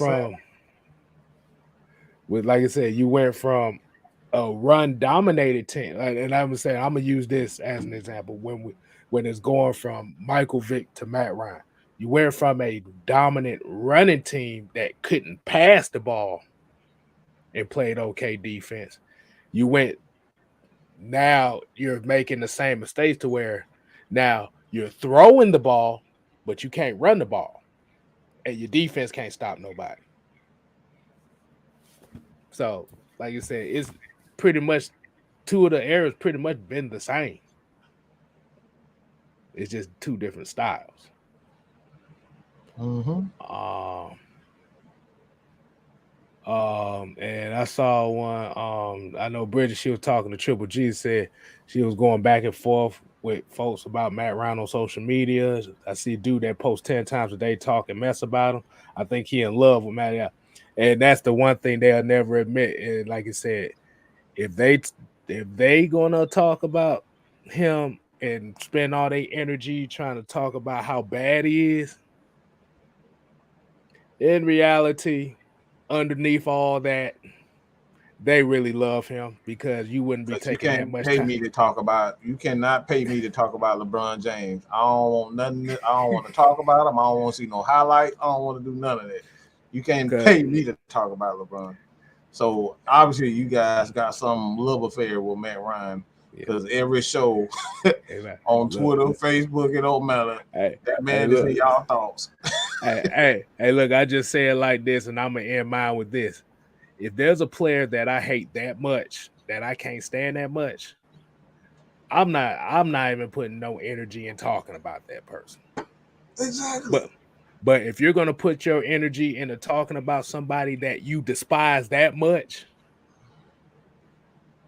in reality, you're either miserable or you love this guy way too much because he's in your damn head.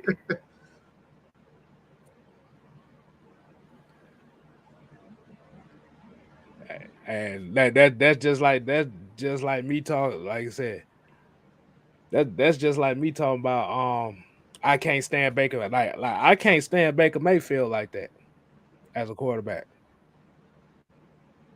Do you see me talk about Baker Mayfield 15, 20 times a day? I didn't even know that. I didn't even know he had that disdain for Baker Mayfield.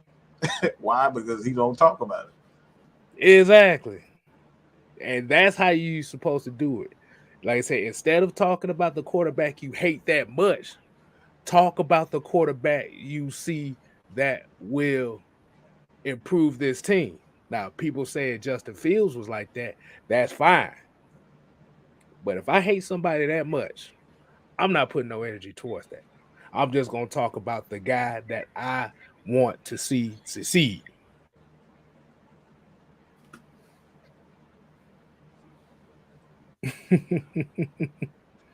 Mm-hmm. Did we even do Q&As? Kind of did, but a lot of people really didn't ask a lot of questions. So just if you got questions for all the rest of the shows, like I said, you just leave them in the comments section. We can make videos for y'all. We make videos and all that. We still got a lot of questions that y'all left in the community tab. We have a community tab on AFN, and Mad Mike Sports, KStylzz. Leave a question. Leave a question that we make the videos. Trust me, we'll make videos, and we might make an entire show based on that video, on that question. Right. That's what that like I said, when y'all tune into the 6-man convo, that's what the Ask 6-Man Q&A portion of that show is. It's based on the question that y'all ask. And if y'all ain't sending no questions, there ain't gonna be no Ask 6-Man KStylzz portion of that show. But hey man, we about to go ahead and get up on out of here. I go to work in the morning. So yeah, we're gonna say Kyle Ramos came a little late, said what up though? Detroit here. Hey man, appreciate you, man. But we about to go ahead and step off. As we say here at AFN, we ain't here to play. We here to stay. You ain't gotta go home. But it gotta get the hell out of here.